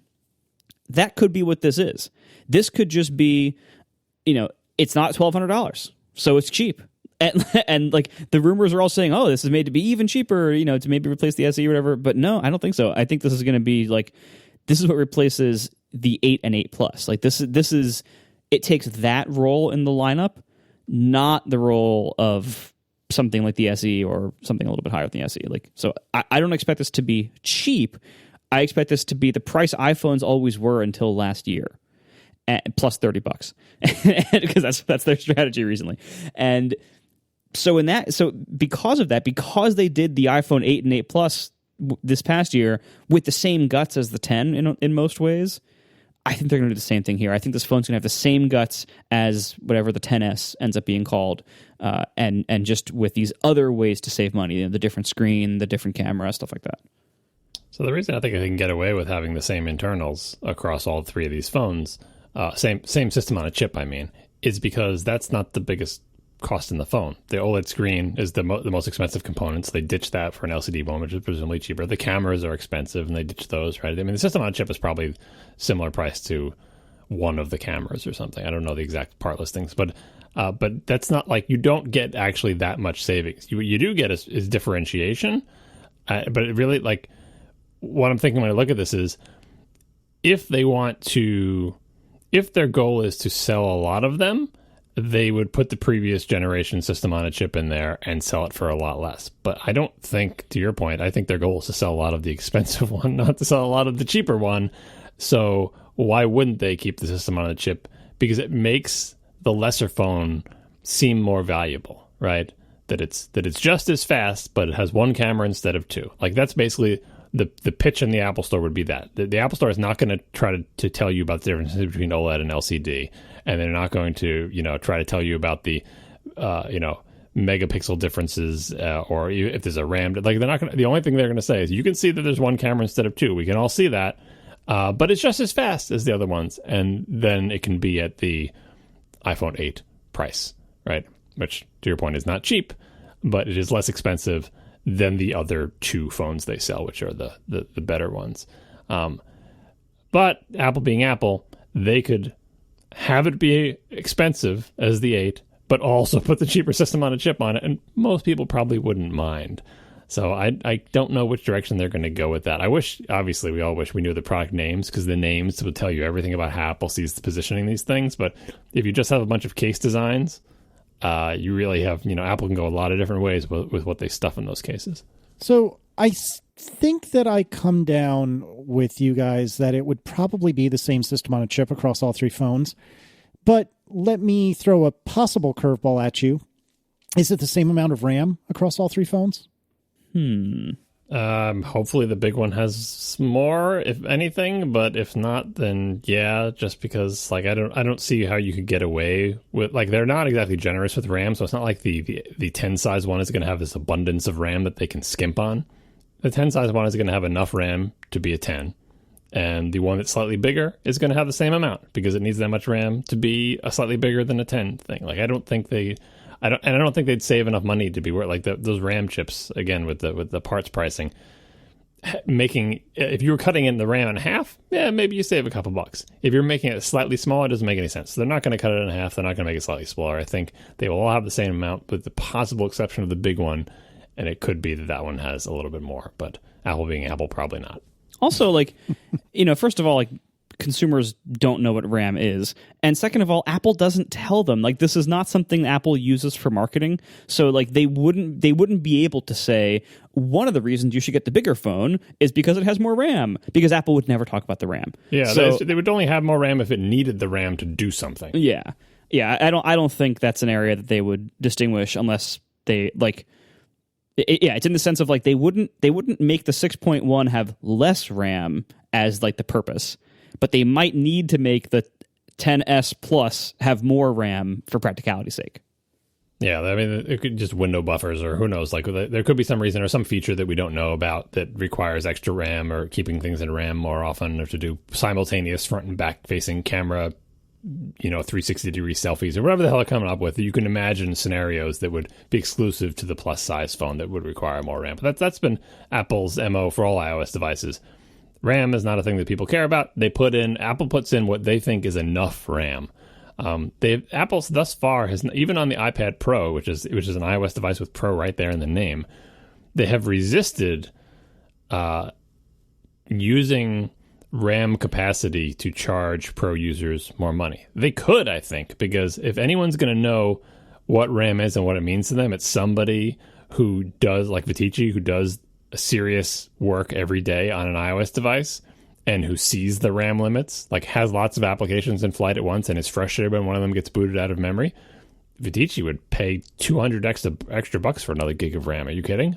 That's a way to make money. Again, you can make money off Pro users by selling them things that only they know and care about at an exorbitant price. So far, no options for that, right? And it makes sense. It's fine. And they have been adding more RAM over time. But if they are going to move in that direction, it's going to happen on an iPad type device. I don't think phones, as much as Viticci may use his stuff, he's not the iPad is where he probably wants more RAM, not in his phone. So he can do 7 phone things. You can't even do the weird drag and drop multitasking stuff on the same extent on phones as you can on iPads. So I'm looking to the iPad line to add an extra RAM option, or to add a model with tremendously more RAM for tremendously more money, because they will sell to a small number of people, just like the Mac Pro. Well, and also, RAM, it costs some money, but the amounts we're talking 1 or 2 gigs here and there, it's not a lot of money. It mainly costs power in devices this size. And, in phones, because all the RAM, you have to keep RAM powered to keep its data. And so it's actually a non-trivial amount of power drain to have more RAM added to something like a phone. It's way less of a relative power drain compared to the battery size on an iPad, because the battery on an iPad's it's almost a laptop size battery in an iPad, but it's the same chip really, or a slightly higher powered version of the chip in the iPad. The giant GPUs usually in the iPads too. Yeah, but most of that power is going to the screen, not the CPU. So adding another gig of RAM to the iPad is not a big deal. The trade offs aren't that big to do that. Whereas adding it to a phone, you have a battery trade off there that might not be worth it. And also the way iOS manages RAM and manages apps not staying persistent in RAM very much, and it's so good at managing RAM that you don't need gobs of RAM the same way you do on a Mac or a PC, because the way the OS works is totally different. So adding RAM for a phone, it's honestly not that important. There's not a pressing need to do it very often, and oftentimes the trade-off is better to not add it if you don't need to save the battery life. Yeah, again, with the big phone, if you wanted to add it somewhere for some feature, you can afford to do it with the big phone because it's got the biggest battery. So, and like the applications where it might come in handy in a phone is phone games, because people do play games on their phone, and phone games are surprisingly demanding, and phone games will eject everything else from memory. Like they will, because they'll either leak memory or they'll just use a tremendous amount on their own. And that's, not a great experience for all these teens who are just playing, what the hell is that, Clash of Clans or whatever on their phone constantly, and everything else is out of memory, and then they get a message and the notification comes up and they got to launch messages from scratch, and they do that cycle constantly back and forth from game to non-game application, and it's launching the application fresh every single time they switch and further killing their battery as if playing the game wasn't killing it enough. No, but they're doing that anyway because they're either launching the big social apps, which are all tremendous apps that use up all your memory because they're full of garbage, and or they are quitting all their apps out of the app switcher constantly. So they're relaunching all their apps from scratch most of the time anyway, no matter what they're launching. Yeah, if iOS 13 made flicking up on your applications, kept the animation there and did exactly the same thing, only didn't have any effect on what applications were in RAM, how long would it take us to notice? Like, I suppose Steve Troughton-Smith would figure it out eventually, but like, there's no way teens would notice, right? Like, it just had no effect whatsoever. Like, eventually there'd be rumors of like, seems like when I force quit things, sometimes I have to do it twice, or like that could be the mechanism. Like, the first time you do it does nothing except for like remove the picture from your screen, and if you go do it a second time, it counts that as force quit. Right, it's like breaking through Do Not Disturb. Yeah, nobody would know for like years unless some nerd dug into it, because all they want to do is flick things up. Like, they want to be the janitor in Steve Jobs parlance. They want to make things neat and tidy. Like, that's the compulsion. So let them have the compulsion. Best-selling game on the iPhone. Force quit all my apps. That's fantastic. Has anyone made that name? I guess Apple wouldn't allow it. You can't make a thing that looks like the interface. People would love that. A free-to-play game with like force quitting apps, like a speed trial, like where you have to do some activity, then quickly force quit apps, then do some activity, then force quit apps. Kids would love that. Would like the big boss be Facebook or Waze? Well, like, you'd have to be doing some other activity, be like Cooking Mama or something, where you have some busy work activity that you're trying to do, but periodically you have to stop what you're doing and quickly go force quit a bunch of apps and then go back to what you were doing. And then like the level loading screens, if you don't force quit all your apps when they're waiting for the level to load, it doesn't successfully load. This is what kids have been training for. It's like The Last Starfighter, but for force quitting apps. Oh my gosh. We are sponsored this week by Jamf Now, which makes it easy to set up, manage, and protect your Apple devices. Get your first 3 devices free at jamf.com/ATP. So it's easy to keep track of your own devices, your own Mac, an iPhone, maybe an iPad. But what about your other devices at work or your employees' devices? As a business grows, so does its digital inventory. And this makes it exponentially harder as you grow to manage everyone's various Apple devices. This is especially true if you have remote employees.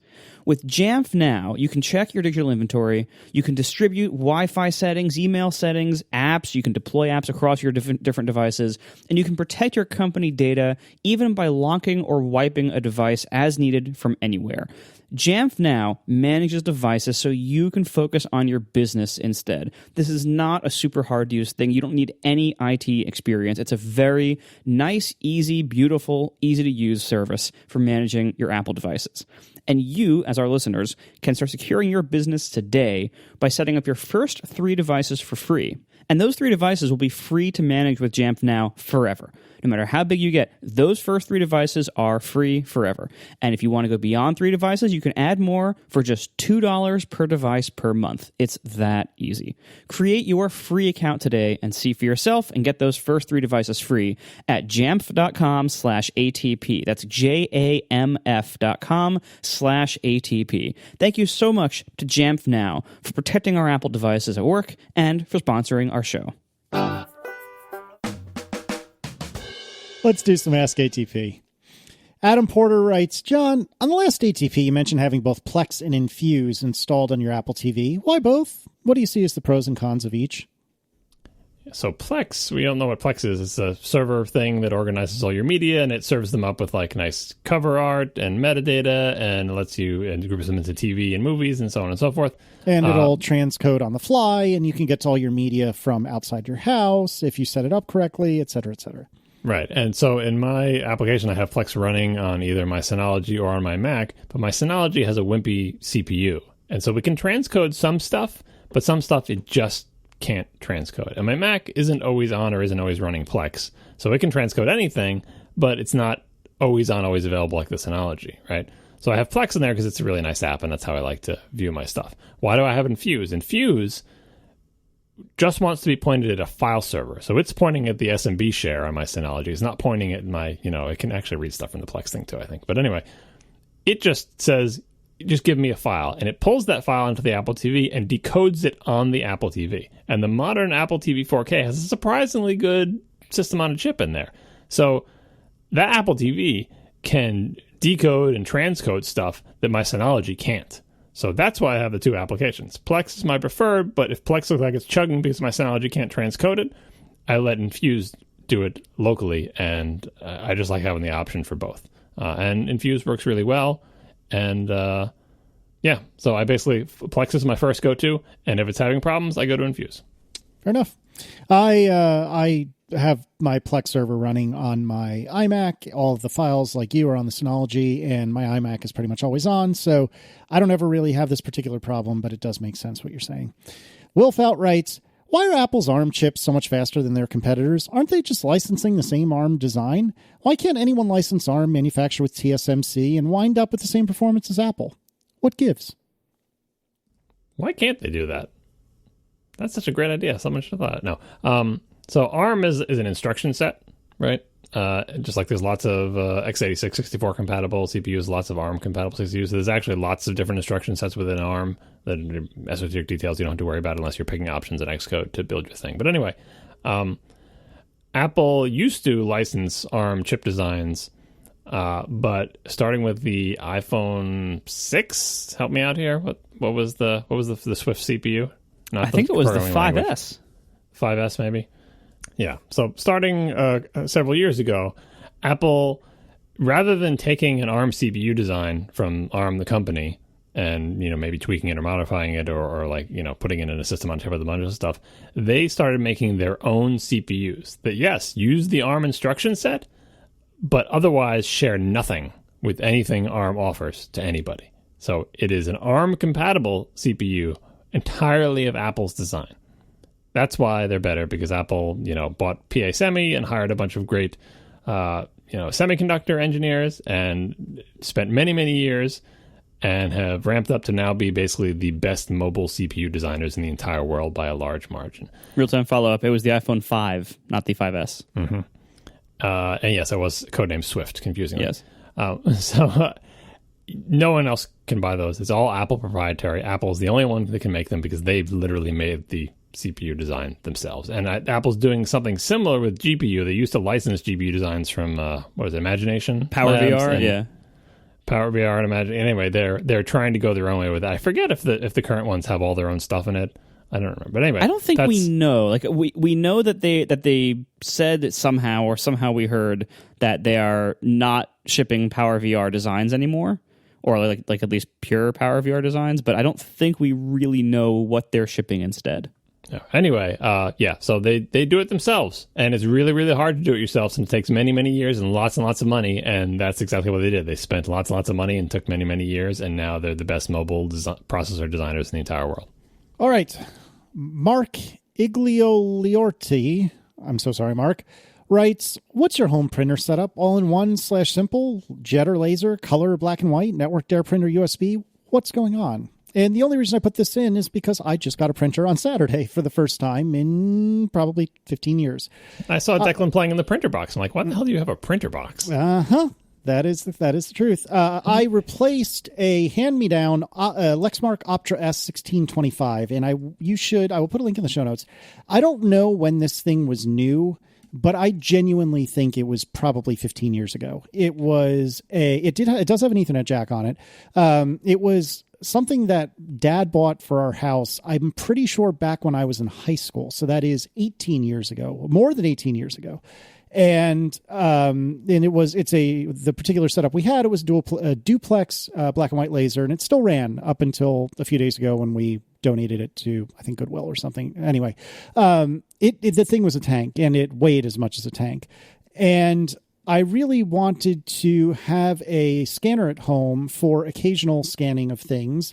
I don't do a lot of scanning, so I don't need a Fujitsu, whatever it is that Marco, I'm sure, will bring up in a moment. But I do occasionally scan things. And I also wanted something that could do color on occasion, because now that I don't have an office to go to do these things, I need to do that at home. So I replaced my ancient Lexmark printer with let's see here. Let me get ready. The Hewlett-Packard LaserJet Pro M28 1 FDW all-in-one wireless color laser printer, Amazon Dash replacement ready, T6B82A. Okay, that was a lot. Basically, it's a scanner printer. I think it actually might even fax. Yeah, there was a phone line on the back. It faxes. It does all the things, and in the last 5 days that I've been using it, it works great. So that's what I do. And it's color laser. I don't know if I said it was color or not, but it's a color laser. John, what are you doing? So I have a couple of constraints. I have space constraints, so I don't have a lot of convenient places to put a large thing or let alone multiple things. So we've always gotten those all-in-one devices that are printers and scanners, because we do scan and use it as a scanner and a copier, but also as a printer. I've had a series of these things. None of them have been particularly good.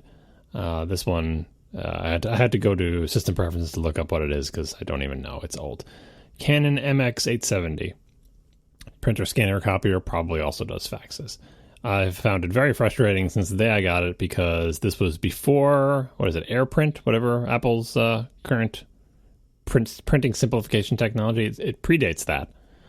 So you are at the mercy of the proprietary drivers for Mac and, forget about iOS. Proprietary Mac drivers offered by Canon. This printer, in theory, has the ability to do Wi-Fi printing. In practice, I got it to work like once briefly with one computer, and it has never worked again. I used to have it plugged into my Airport, getting back to the Airport thing, because the Airport had this USB port on it that you could plug a printer and do printer sharing. That worked for several years and eventually stopped working completely inexplicably. Or it would work, but then like every time you'd go to print after a 2-day gap, like your computer couldn't see the printer or just hang forever, so you'd have to unplug the printer from the USB port and plug it back into the USB. Like, there was something about it that was weird. The printer decided it didn't like it. So at this point, this stupid behemoth printer is connected by a USB cable to my wife's iMac, which is the only computer in the house that you can print from or scan from, which is not ideal. I really wish, it's the Office Space scene all over again. I would smash this thing to bits. All right. Now, the print finally quality, a reference I get. Yeah, the print quality and the scanning quality are actually pretty good. I've done a lot of scanning on it, a surprising amount of scanning, and the print quality. I mean, it's an inkjet, so like don't expect miracles, but it's fine for printing kids' documents, and it's pretty fast. I would love to have a thing that uses all the modern printing stuff that could be Wi-Fi printed from everywhere, including iOS devices, that is smaller than this, that is a laser instead of an inkjet, and that has a scanning thing. So maybe I should look at Casey's thing, although I have a suspicion that it falls down badly on the size front. It's not huge, but I'm coming from, like I said, a tank, so you may have different. Do you have opinions. it in your garage? No, it's sitting next to my desk. I'll send you a picture. Remind me, I'll send you a picture. I'm looking at your printer now. Yeah. Anyway, but the thing about this one is, so far, it's been like, it hasn't broken, which is a blessing and a curse. It's a blessing. It's like, oh, great, it must be good quality. It hasn't broken over many, many years. But now I'm kind of like, I really wish that thing would break, so I had an excuse to get a new printer, because it's working fine. Like, there's nothing wrong with it, and it is annoying to have to print from one computer, but we don't print that much anyway. So anyway, that's my situation. Not ideal. Yeah. So I should mention, with regard to this new printer that I got, it has both wireless and Ethernet. I have it connected via Ethernet. It does have some cool features I set up in its like web-based management system. I actually have it connected in a sense to the Synology. So what I can do is I can use the little tiny LCD on the printer and say scan to a network drive, and I have like an incoming folder within the Synology that it will just drop scans, which is kind of cool. So I can go in later and actually, quote unquote process, and by that I mean move that PDF somewhere else. Additionally, it does support AirPrint, which I didn't think was that important because I don't think I ever really want to print from iOS, but I kind of mentioned that offhandedly to Erin. Erin occasionally prints from her iOS devices, or would like to print from her iOS devices, but can't. And when I told her this, she was really, really excited. And I didn't even expect that in a million years, but she got really enthusiastic about it. And she's tried it once or twice and works great. And then finally, some real-time follow-up from Roland00 in the chat room. Apparently, my previous printer, which is shown in almost the configuration that I had it in terms of like extra duplex attachments and extra trays and all that. Anyway, it was advertised in a PC magazine from May 26, 1998. So this thing was, wow. What does that make it? 20 years old? Is that right? It was 20 years old, still working just fine. So who knew? Anyway, Marco, tell me about your beloved Fujitsu scan snaps. Okay, so we're talking about a few different things here. We're talking about scanners and we're talking about printers. And while these are often the same thing, they don't always have to be. So my suggestion, which is an old, like back when productivity blogs were a thing, one of the things I would write about would be the Fujitsu Scan Snap series of scanners. These are document feed only scanners. They don't have like a big flatbed part. It's only a document feeder, and they scan the top and bottom of any paper you put through them at the same time, and they shoot them through really fast. So it's a very fast way to scan a stack of paper into a giant searchable text PDF. And it looks pretty decent for that. Like I wouldn't use these things for like scanning your family pictures because they're not great on photos. They're made they're made for fast, very reliable, very, just kind of, work grade scanning of paper documents. So I use this as kind of, a paperless thing to just scan any paper that gets mailed to me that might ever be important. I scan it, it gets indexed to a PDF by the built-in software, and it gets saved to a folder, and I don't do any other sorting of it. It's simply by time, and if I ever need to look back, I either use Spotlight searches or I just flip through when I know the time was and just flip, in quick look until I find the file. And it's wonderful. It's a fantastic document scanner if what you need is document scanning. I also maintain a flatbed scanner, and I've tried, because as I mentioned, this thing is terrible for photos, and sometimes you want to scan something that you don't want to put through a document feeder, like maybe like an old family photo print that you don't trust to the rollers, or maybe something that's not quite flat that that you need to scan or something like that. So I've maintained flatbed scanners over the years, going through various Epson and Canon ones, and they're all garbage. Like they're just terrible. But occasionally I need one, and so I'll end up buying a flatbed scanner maybe every 4 or 5 years, using it for about a year or two, and then eventually thinking I don't need this anymore, so I give it away, or it breaks, or its software stops working on the newest version of my OS or whatever else, and then eventually I need another one. I buy another one. But the latest one I bought, this was actually a surprisingly good deal. It is the Epson Workforce WF7710.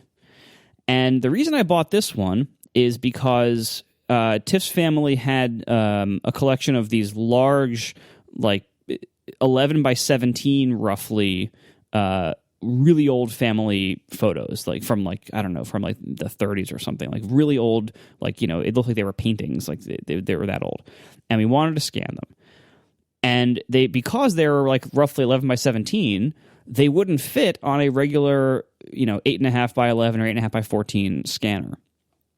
And if you look at the market for 11 by 17 scanners, there's basically nothing under about $1,000 that's any good at all, except this Epson all-in-one that is $170, and it's an all-in-one printer, scanner, fax, copy, or whatever.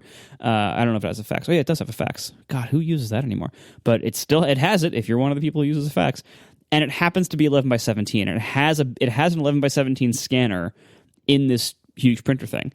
And I should disclaim, inkjet printers are the worst. They are just terrible, unless you're printing photos with high-quality photo paper using high-quality photo ink. In that case, inkjet is the best print you can get outside of a pro photo lab, like, by mail or something. But if you want photo prints, inkjet printers, and you're willing to pay for the nice photo paper, and you're willing to use a lot of ink and pay a pretty high cost per page, inkjets are by far the best, especially Epson inkjets, and especially the ones that aren't this one that have like the 5 different tanks.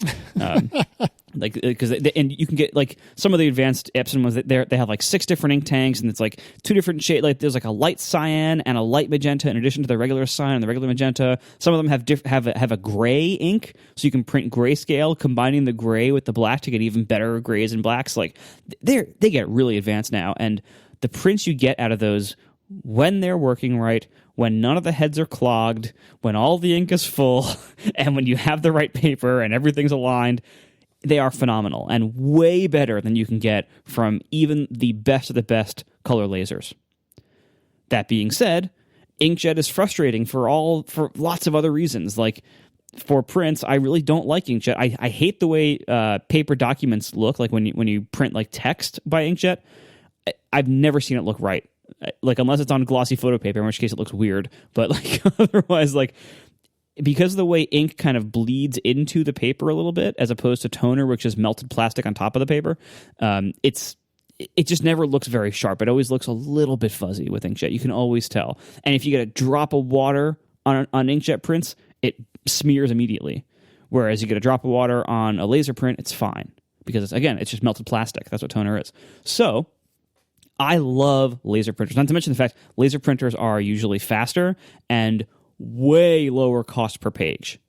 Now, the cost per page thing has gotten a little bit narrower as we've gone into both super tank inkjet printers, which I don't ever recommend because they clog up like crazy and they're very expensive.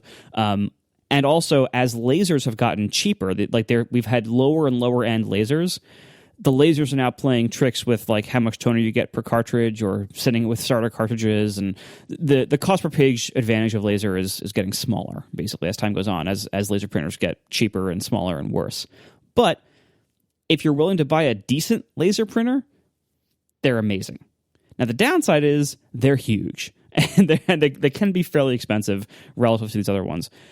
My current setup, which I've gotten to after a bunch of years of using crappy old smaller inkjets, you can get lasers. You can get a color laser with AirPrint, with networking. By the way, another rule, sorry, I'm all over the place with this.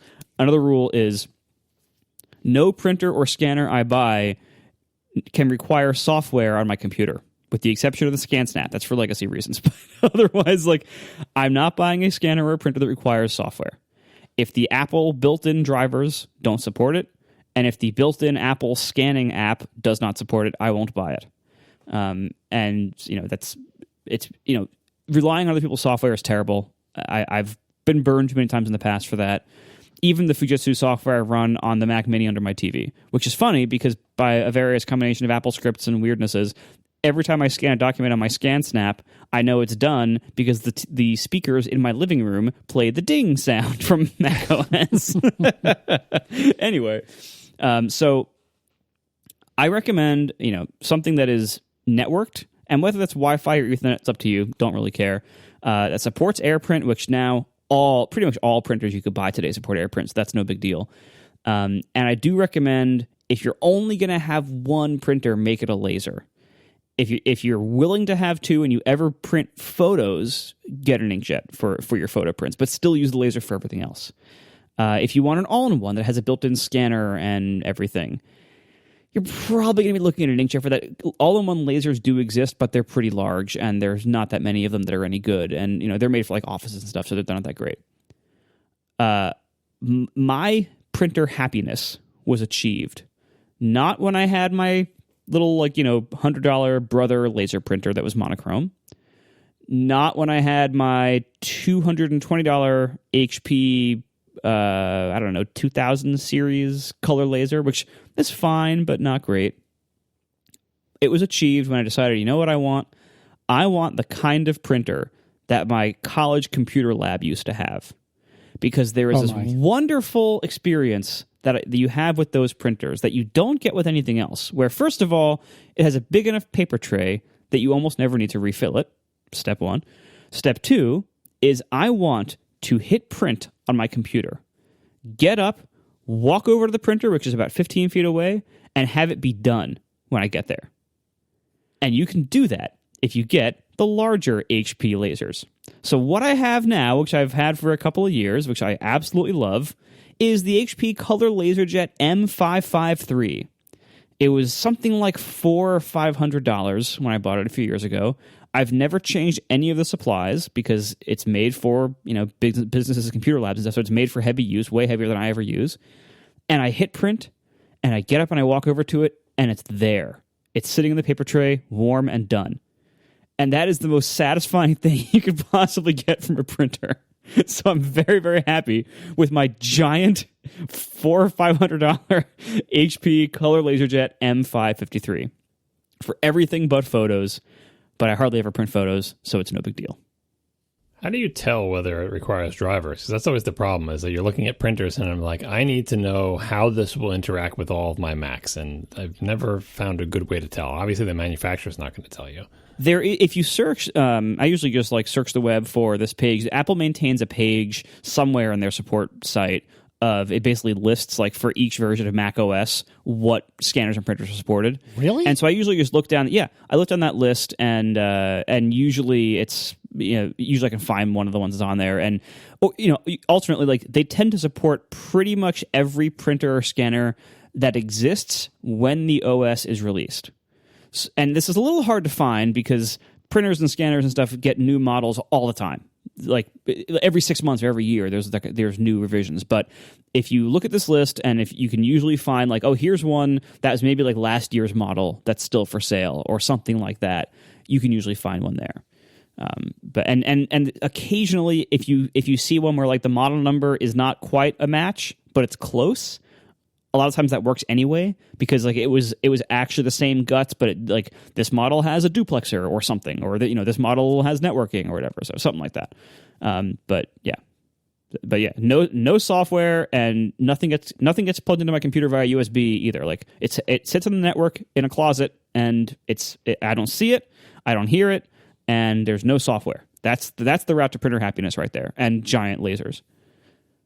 So the problem I run into with all my all-in-ones is even if the printer is supported, does that mean it's supported only if you plug it in with USB? Does it mean supported over Wi-Fi? Does it mean it's supported for printing only and not scanning? Does it mean you can print? These are all things that happen with my printer here, that I can print to it wirelessly, but I can't scan wirelessly, right? Does it mean that I can print when it's connected to my Wi-Fi router, but I can't scan when it's connected to my Wi-Fi router? Both of those things are true of this stupid thing. So it's very difficult for me to determine. I guess I could buy it and just return it or whatever. I can tell you my Epson WF7710, the 11 by 17 giant inkjet all-in-one, is totally supported wirelessly. Or yeah, it is wireless. I only had one network port back there, so I run that on Wi-Fi. I run my awesome giant laser wired. Because I don't think it even has Wi-Fi. But the Epson one, I can tell you, is supported with no software installation whatsoever, scanning included, even using the paper feeder on top, which is a small automatic document feeder on top of there. Even that I can do with the built-in Apple scanner, because I just did it. That's the cheap $170 thing? Maybe I should buy that to replace this stupid thing, because I think it's actually smaller. I think I looked at the picture of it smaller. And Casey, your giant thing, that has a scanner. Well, I should say right? It's not small, because keep in mind, it's 11 by 17. So it's not small. And keep in mind, as a printer, it's mediocre because it's an inkjet. Yes. Yeah, well, I already have a mediocre inkjet printer, and I meant smaller in terms of height. Length and width, it might actually still be smaller than mine, because my thing is not the size of, the scanning bed is not the determining factor. There's lots of margins. Casey, does your thing a scanner too, though? It does have a document feeder up top. It does not do duplex on the document scanning. It will do duplex on printing. But in every other way, it's almost exactly what Marco described. It's a color laser. It scans. It does everything via Wi-Fi or Ethernet. It does it all without drivers. It's been, again, I've had it for 5 days, so consider, what you're dealing with here. But I have been overjoyed with it. And it seems to fluctuate a lot in terms terms of price on Amazon. I spent something like $330, but go ahead and hit up Camel and see what they say, because it can be up to like $500, or it can be as cheap as, again, about $300. And I'm sure it's not as nice or as fast as Marco's ridiculously awesome enterprise printer, but it is an all-in-one, and it seems to be doing all of the things, reasonably well. But again, it's only been about a week. So, take that with a grain of salt. This is one of the first conversations I think I had with Jason Snell, was how I missed the days when Macworld's Mac User Magazine did multi-page printer reviews focused on how those printers work with the Mac. Because nowadays, you're just thrown to the wolves. If you're lucky, you can find some kind of Wirecutter thing about, the best printer for most people, but it's not going to be focused on Macs. It's not going to have all the details that Marco was talking about. So one of the safest bets with printers, again, being thrown to the wolves, is well, I have a friend who has this one, and they say it works for them in these ways, so I'm just going to get the exact same one because at least it's a known quantity. Yep. Oh, and another thing I should point out, which is not the most reliable thing in the world, but has worked well for me, is if you're wondering whether or not you need drivers for something, oftentimes Amazon reviews and Q&A and whatnot, which again, it's not the best source. I'm not going to say it's the best source, and you could always get steered wrong. But generally speaking, if you see the same question asked 44 times, as you often do on Amazon, and if you see the same answer, 42 of the 44 times, then you're probably going to be okay. And I think that's what I did with this printer. Oh, that went a lot longer than I expected. Who knew we had so much to say about printers? Printing is complicated. And this is, as we were talking about earlier with, tying it all back together to the Wi-Fi stuff earlier, it turns out no one makes great printers consistently. Yeah, there is no Eero of printers. Thank you to our sponsors this week, Jamf Now, Techmeme Ride Home, and Gray Langur. And we will talk to you next week. Now the show is over. They didn't even mean to begin, 'cause it was accidental. Oh, it was accidental. John didn't do any research. Marco and Casey wouldn't let him, 'cause it was accidental. Oh, it was accidental. And you can find the show notes at atp.fm. And if you're into Twitter, you can follow them at CASEYLISS. So that's Casey Liss, MARCOARMENT, Marco Arment, SIRAC, USA Syracuse. It's accidental. They didn't mean to. Accidental. Tech podcast so long. John, since the people want to know, can you give us a very brief B update, please?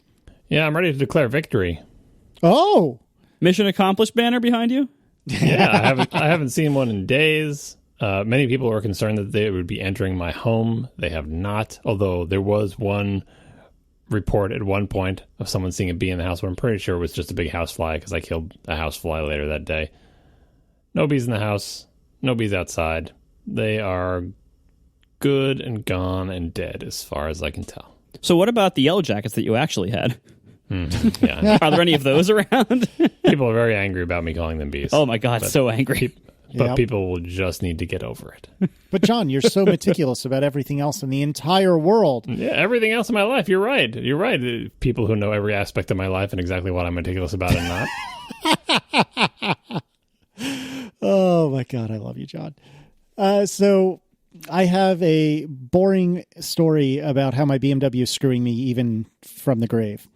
And since you I've still set it up own so it, well, so it's not really it's not in the grave yet. It's kind of hovering around. I mean, there's no good joke to make here. Yeah, no, but it's close. I went to sell the car today, or at least get it appraised, and I took it to the local CarMax. And CarMax is actually headquartered here in Richmond, and I've actually done work for CarMax in the past. But anyways, went to CarMax, and they asked me a series of 5 to 10 questions. Is this your car? Do you have the title? Do you have all the keys? Blah, blah, blah. Has there ever been an odometer rollback? I forget what else. Is the title clean? Has it ever been in an accident? Blah, blah, blah. And, they spend 20, 30 minutes. They look it over. They drive it. They do whatever computations they need to do to figure out how much, they think the car is worth. And they brought me the appraisal, and they said, okay, here's what we found. It's in good shape, blah, blah, blah. But the odometer's been rolled back. What? I'm sorry. What? Yeah. The odometer's been rolled back. No, it hasn't. No. Look. So in July of 2015, apparently my world-class BMW dealer, Richmond BMW on West Broad Street, don't ever go there. Anyway, in 2015, I think it was July 21st, I brought the car in with something like 58,000 miles on it and got something done to it. I don't recall exactly what. On the 22nd, my car had 296,000 miles on it. And then fast forward 3 months, and it was back to like 60,000 miles. Apparently, the dumb people at Richmond BMW on West Broad Street decided to enter, I'm assuming, a incorrect service entry, or enter a correct service entry, but enter it against my VIN instead of somebody else's VIN. So now the auto check, or whatever it is, it wasn't Carfax, but it was an equivalent of Carfax, is saying, well, no, this car has had odometer fraud. So that dramatically reduced the value of my car. So I drove down to BMW and very politely but very angrily said, you need to fix this. And the best they could do to fix it was write a repair order wherein, I wish I had it in front of me, but it basically says, we are certifying as Richmond BMW of West Broad Street that the correct and true mileage of this car is 74 or whatever that it was 7 hours ago.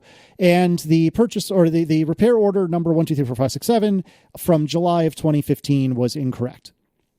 I then needed to call AutoCheck to tell them to expunge, or whatever the right word is, that record on my report, so that this way I could go back to CarMax and get a fair value for the car. Of course, however, there is no phone number for AutoCheck, because turns out it's Experian. Hey, wonderful. Oh, good. Oh, yeah, I'm so excited. So there's no phone number to call. I try their little automated chat. That doesn't go anywhere. I fill out a form wherein they will eventually email me, probably in 6 months, to say, oh, we heard you had a problem. Would you like to talk about it? And it turns out what I did was I Googled, or really DuckDuckGo'd, for their phone number and came up with it instantly, called them and pleaded with them to fix it. And then they said, sure thing. I sent them a PDF that I scanned in my fancy new printer that we just talked about. I sent them a PDF of the thing that Richmond BMW did, and they fixed it. Then I went back to CarMax, and they offered me an additional $2,500 for my car. So all is seemingly well, and I think I'm going to be bringing the car to CarMax tomorrow to sell it. I didn't do it today for various and sundry uninteresting reasons, but yeah, that was a whole big adventure that I was not planning to have. And even as I'm trying to get rid of this piece of trash, which really isn't a piece of trash, I'm just so sick of it, it is still causing me problems. Is the current plan to just go to one car for a while then? Like, is that where you've landed? I negotiated with a dealer in DC. I got them to a price that I think is reasonable but not stellar. And this is for the Golf R? Yeah. Interesting. Not the GTI, not the Alfa Romeo, not a Jeep Wrangler. Oh gosh, no. Model 3, not an M3, not another BMW. No, not getting another BMW. You sure? Yeah, definitely not. And the reason that I landed on the Volkswagen is, and I was talking to Aaron about this a little bit, I want something that is basically what I want is a BMW, but I don't want another BMW. I want a sedan. I want something that's preferably 4-wheel drive with the 6-speed, and that's reasonably quick. And John is going to start chiming in about the Accord, but I would prefer something quicker and a little bit nicer than that. And I like European cars. I don't have anything against Japanese cars, but I like European cars. And the only way to do that and not end up in financial ruin because of, catastrophic, engine failures, like when my valve train tried to grenade itself, is to have a car with a 6-year warranty. So yes, even though Volkswagen's terrible in the sense of Dieselgate, it's great in the sense of I would potentially have a 6-year warranty. But the more I thought about it, the more Aaron and I talked about it. Sitting here tonight, I don't think I'm going to buy it because we really should just try being a one-car family for a while. That is not at all the answer I want, which is probably why I sound deeply depressed about it, but it is the correct answer. So by the time this episode gets posted, for all I know, I might have a Golf R in the garage, but sitting here now, my intention is to just let it go and at least wait a little while and see how bad it really is to be a one-car family. I love that you think you might buy a Golf R in the next 9 hours. Is that when you're planning on posting it? Yeah. But, oh, okay. But anyway, I didn't realize. No, I mean, I think it makes a lot of sense. As much as I advocate for leasing as a, keep problems off my plate strategy, one problem leasing puts directly on your plate is timing of when you make purchase decisions. And because you are not leasing and you have another car, you have great flexibility in this. You can just not replace it for a while. You can get it out of your garage, get it off your plate, get it off your repair liabilities. Get a bit of money for it, and then just bank it, and then just sit around and don't buy a new car yet, and just wait and decide if you need one. I mean, look.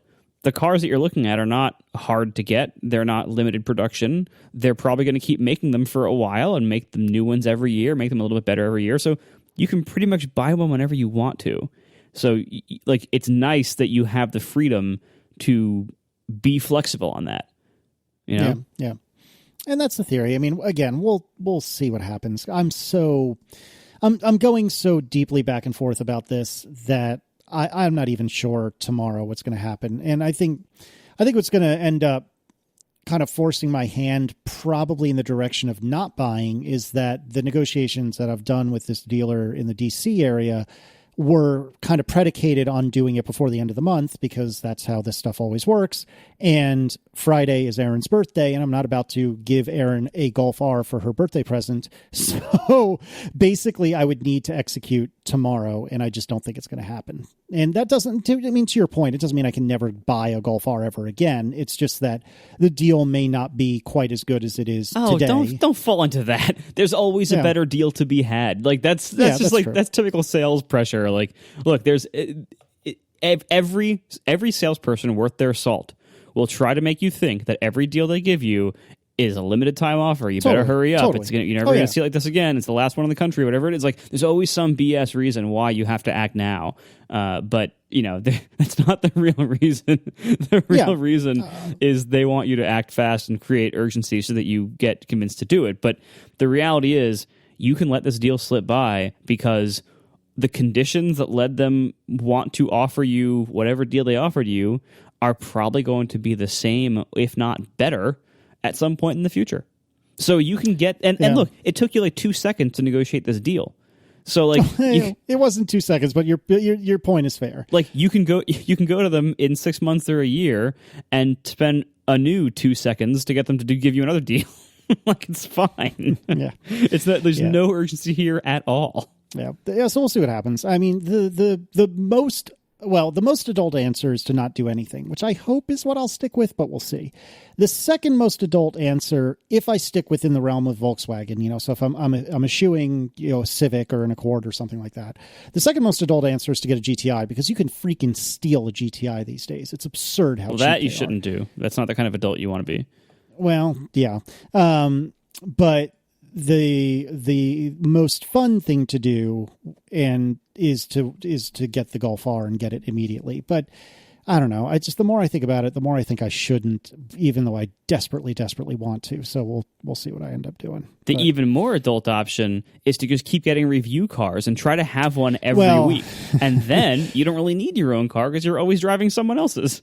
Erin actually pitched exactly that to me. And yeah, if you're a listener and you have any contact of any sort with the PR department of any kind of magazine, please let me know. And I am not kidding when I say that. I would love to test any of your cars, even a piece of colossal garbage. Let me know. But yeah, I mean, in principle, that would be magnificent. And I would totally live that lifestyle. But the problem is it's deeply unreliable and it's just not, it's not a good permanent solution. The other side of the coin, though, is how often are Erin and I really needing to be in two places at the same time?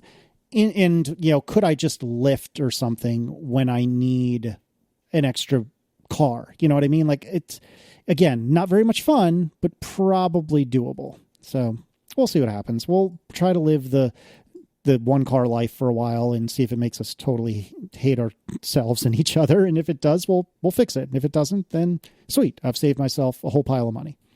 The problems you have. Yeah, I was just about to say, this is like the first world problem. Oh, I forgot to mention, there's one thing I'm excited about these iPhone rumors more than anything else I've heard, and it's the USB power adapter rumor. Have you heard this? I didn't see this, I don't think. No. There was a rumor a couple months back that I think has been re-rumored recently that they're going to ship this with a USB-C cable to Lightning, and that the power adapter in the box is going to be a new design that is basically a really compact 18-watt USB-C quicker charging adapter. And the reason I'm excited about this is that I have tried, since getting this new laptop, I'm trying to simplify down my travel cable setup. All right, Greg. To be only USB-C. Yes, there's a reason. To be only USB-C. And the one thing, like, I have so much covered. The one thing that doesn't seem to exist is tiny USB-C power bricks, like the USB-C version of the iPad power bricks that we've had forever, these little 10-watt little white bricks. I can't seem to find USB-C versions of that, or especially the ones I would love also, like, Anker makes what looks just like the iPad power brick, but has 2 USB-A ports in it. Why doesn't that exist for USB-C yet?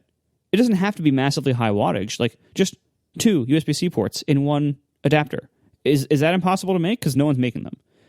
And so I would love to just have Apple make a good little white brick that has a USB-C hole on one side and a power prong on the other side, and have it be smallish and have it be nicely made and reliable and not going to start fires and not going to flake out, which I can trust Apple to do with their power stuff, and I can trust no one else in my experience. That's like the one thing I want is small, white Apple USB power supply. And so I'm actually more excited about the rumor that's about to exist than I am about anything about these new phones. That's kind of sad. I know, but but like that would actually be more beneficial to me in a lot of contexts. I believe that rumor because the stupid, whatever they are, the 5-watt things are just not up to the task. What do they ship with the 10? Do they the same stupid 5-watt thing? Same stupid 5-watt thing. Yeah, so that's useless. And the iPad ones are old and big, so it's totally time for a new thing. Yeah, I believe it. I believe the rumor. I really hope they do, because like no one else seems to be making what I want. And even if someone else did start making it, I probably wouldn't trust them, because my experience with third-party power adapter manufacturers, even Anker, even everyone's favorite Anker, has been so mediocre and so spotty. Like, the last thing I want is to pare myself down to a really small set of travel things and to have my, the one I'm relying on flake out and fail because it was some weirdo brand.